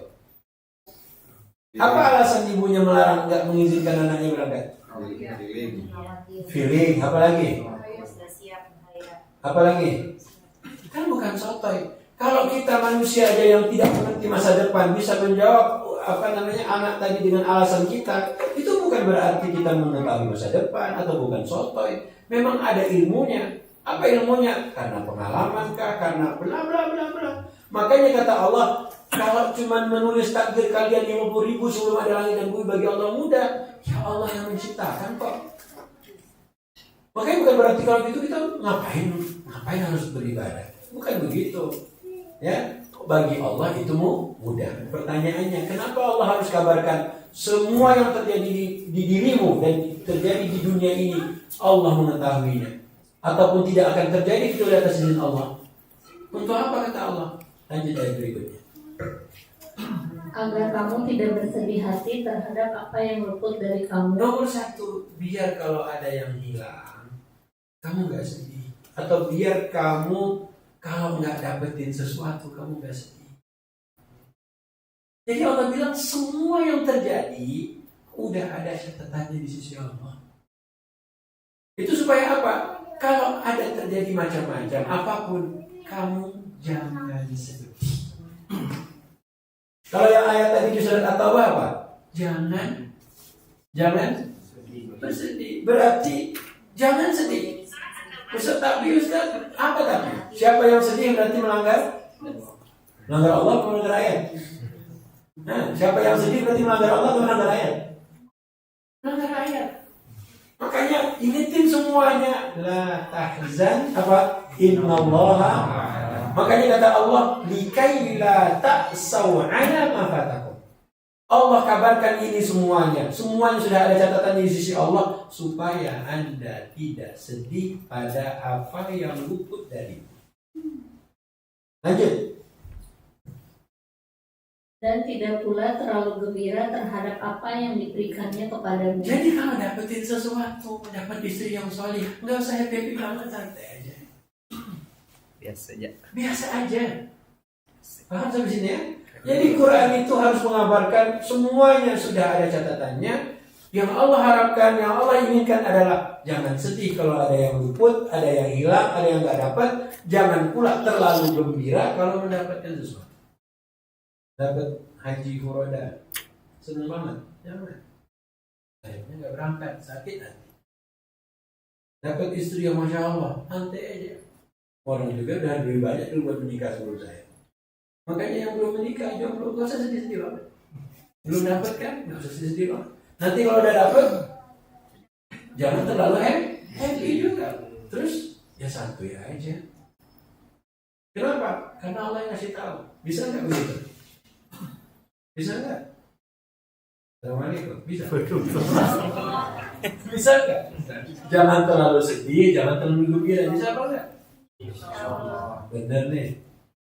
Jadi kalau istri antum solehah banget, biasa-biasa aja. Syukur. Kalau dapat suaminya kayak begini,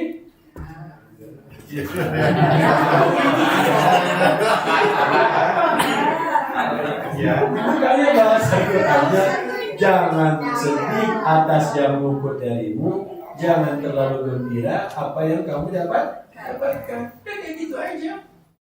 Jadi istrinya masya Allah banget, gak usah terlalu gembira. Suaminya begini semua, gak usah terlalu sedih. Benar gitu dong. Daripada bilang, paham ya? Maka kalau tutup ayatnya, kata Allah apa? Allah gak suka. Allah tidak menyukai setiap orang yang sombong dan membanggakan diri. Ngapain sombong? Lu tau gak bini gue tuh sorry banget loh. Ngapain? Allah gak suka. Allah gak suka untuk sombong. Makanya santai-santai aja. Aduh istri gue terus. Kenapa istri antum? Tuh harus bilang. Gak usah sih. Dia kata apa? Jadi santai aja. Hidup hadapi dunia itu ya sesimpel itu. Lihat Rasulullah tadi ditegur sama Allah langsung. Ngeri dong. Mengapa anda haramkan yang Allah haramkan hanya demi istri-istrimu senang? Sampai Aisyah bilang kalau Nabi mau menyembunyikan ayat-ayat ini gara-gara menikahi siapa? Zainab. Tuh bayangin, Zainab habis itu, satu-satunya istri Nabi yang bisa membanggakan dirinya di depan semua madunya, Zainab. Dia bilang, Aisyah, sebentar, lu yang nikahin siapa? Babelu kan? Nah, Umar. Hafsah, Babelu kan? Gua no, Allah langsung. Ayo, siapa yang Allah yang nikahkan? Nah, ya kan? Santai aja. Nikah jadi kalau santai aja. Makanya subhanallah, Allah cuma punya pesan, jangan sedih atas apa yang luput. Yang kedua, jangan terlalu happy, gembira atas apa yang kau dapat. Yang ketiga, Allah tidak suka yang sombong lagi. Jadi santai aja. Mantap? Mantap.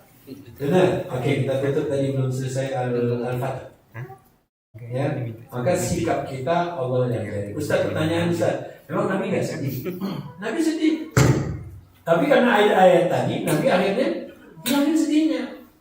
Makanya kalau kita sedang bersedih atas yang luput dari kita, ingat ayat barusan yang menyuruh kita jangan sedih siapa? Allah. Makanya nggak usah sedih lama-lama.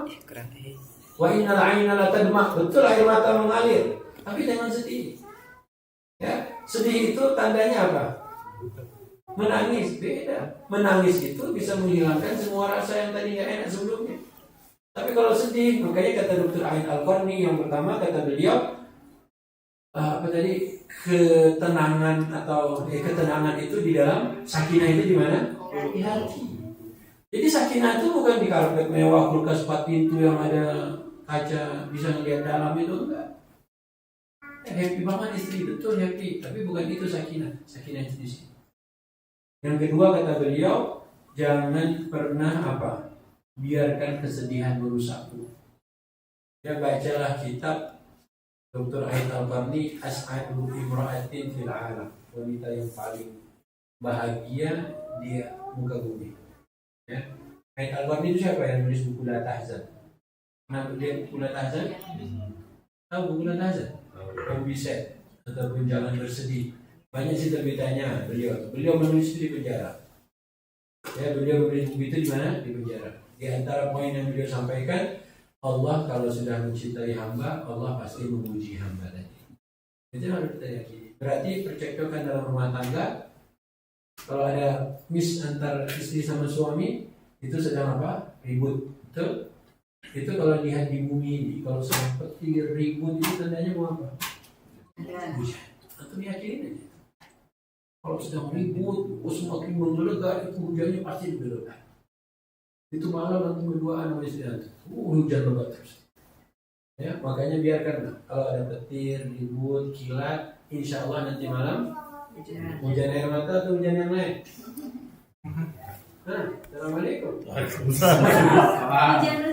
Hujan rezeki yang harapnya aja. Nah, itu dapat alam lagi insya Allah. Baik ya, oke, Al-Fatihah ayat 24. Allah bilang dia sudah imani. Terus lanjutannya. Tadi menambah apa? Sakinah itu kan menambah iman. Lanjut. Walillahi junudus samawati wal ardi. Artinya apa? Dan milik Allah bala tentara langit dan bumi. Dilihat, Allah punya bala tentara langit dan bumi loh. Nah, kata Ibnul Qayyim, sakinah itu diantara bala tentara Allah. Ya, sakinah itu diantara tentara Allah, dan huzn sedih itu diantara tentara Allah. Oke, pertanyaannya, orang sedih kenapa? Kenapa orang sedih? Macam-macam, Dad. Maksiat itu bikin sedih kan? Bagi hamba yang mukmin. Maka kata Ibnu Qayyim, ketika hamba itu taat, Allah kirimkan sakinah. Karena Allah bilang di ayat barusan, Allah memiliki bala tentara langit dan bumi. Kata Ibnu Qayyim muridnya Ibnu Taimiyah. Kalau Ibnu Taimiyah tadi kan kata muridnya, beliau kalau lagi galau gundah itu mengulang-ulang ayat-ayat sakinah yang berapa tadi? 6 ayat. Diulang-ulang sama beliau. Nah, kata muridnya, di antara tentara Allah itu sakinah dan di antara tentara Allah itu adalah kesedihan, huzn. Maka saat orang taat, Allah kirimkan tentaranya namanya sakinah. Saat ada hambanya bermaksiat, Allah kirimkan tentara yang namanya huzn agar dia sadar dia sedang ada masalah. Makanya ayo bismillah, Allah cuma ingatkan punya bala tentara langit dan bumi. Yakin atau tidak, balik ke kita lagi. Tutup ayatnya, dan Allah maha, dan Allah maha mengetahui, maha bijaksana. jadi Allah tak kirimkan teman, lu kok mukanya sedih banget? Enggak. Jadi sedih itu Allah sengaja kirimkan karena hambanya tadi apa? Mungkin ada maksiat, mungkin sedang jauh dari Allah, dan banyak kemungkinan. Kapan Allah kirimkan sakinah sebagai tentara juga? Ketika dia sedang taat. Makanya dua tadi. Maka Rasulullah mengajarkan doa, Allahumma la sahla illa ma ja'altahu sahla wa anta taj'alul hazna illa sahla. Maka untuk menghapuskan kesedihan diajarkan doa, Allahumma inni a'udzubika minal hammi wal hazn. Jadi Allah ajarkan pada kita semuanya, insya Allah semuanya ada Allah dikabulkan. Maka sebagai suami, sebagai istri, ingat tadi para wanita, hampir semua di Al-Quran wanita-wanita bisa Allah jadikan sebagai istri, bukan sebagai ibu. Ya, biar kita belajar. Habis ini nanti tolonglah kumpulkan. Setelah alhamdulillah ya punya, karena apa, misi madrasah Senin malam via Zoom itu hampir semua wanita di Quran pernah dibahas. Ya, semua cerita perempuan di Quran pernah dibahas. Ya, nanti kalau mau nonton tonton aja lah, semuanya via Zoom. Ya, madrasah Senin malam. Ya, ini sekarang kan Senin malam kan? Kalau itu pekan 3. Wallahu a'lam bishawab. Yang berapa? Astagfirullahaladzim. Pulang. Bubar ya? Enggak, sebenarnya dari tadi takut aja. Jangan sengaja sih. Jadi Quran itu gak bisa dirubah tapi bisa merubah. Ya, biasa Mas Bib sebelum ada rapat ayat berapa tadi? Gak mau.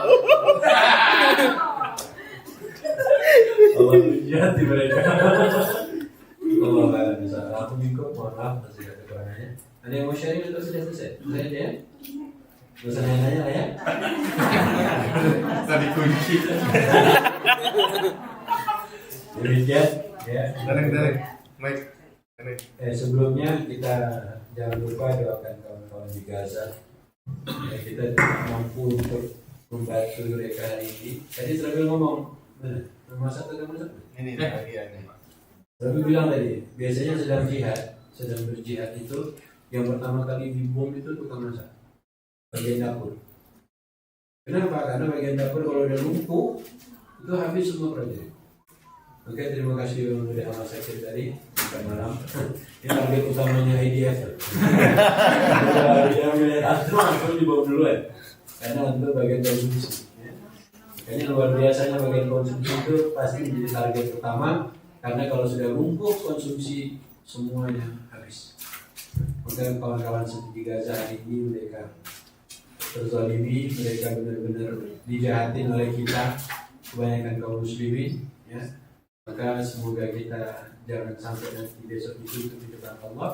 Kita doakan mereka supaya Allah diberikan kesabaran, kekuatan, dan semoga pemimpin dunia hari ini bisa ikut andil, ya, membuka blokade Gaza, kemudian biar bisa masuk truk-truk bantuan semua. Walaupun hari ini tidak ada yang masuk, tapi Allah alam berat. Ya, kemarin pada nyalahi Mesir, tapi kata menterinya Israel, kata mereka, bukan kami yang menutup, tapi Mesir yang menutup. Tidak tahu di mau diadu domba atau seperti apa. Allah.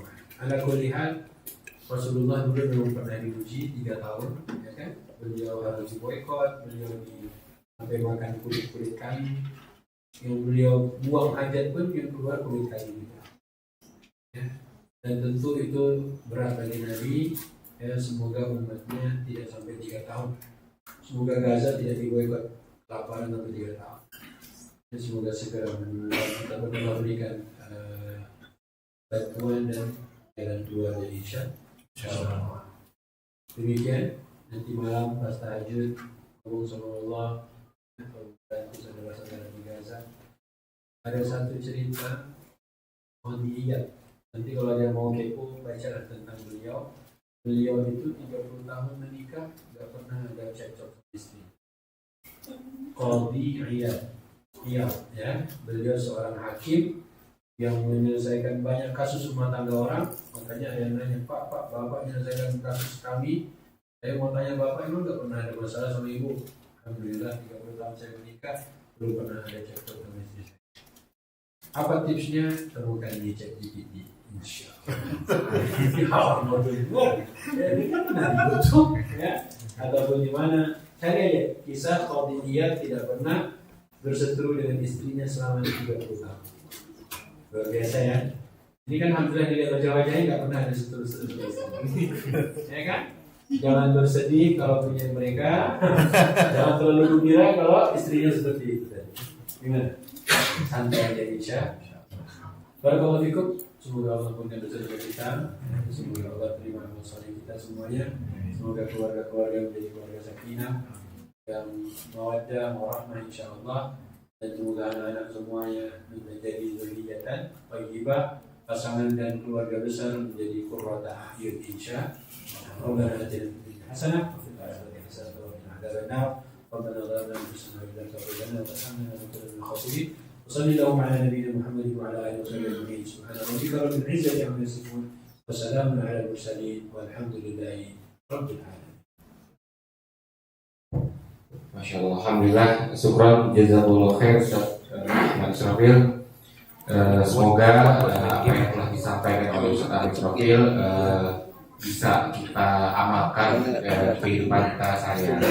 Dan tidak lupa juga kita doakan kepada Ustaz Israfil dan keluarga, semoga selalu Allah jaga, Allah berikan kesehatan, dan Allah istiqomahkan juga. Oke, baik teman-teman, saya mewakili Jakarta. Mohon maaf bila ada salah kata atau perbuatan. Assalamualaikum warahmatullahi wabarakatuh.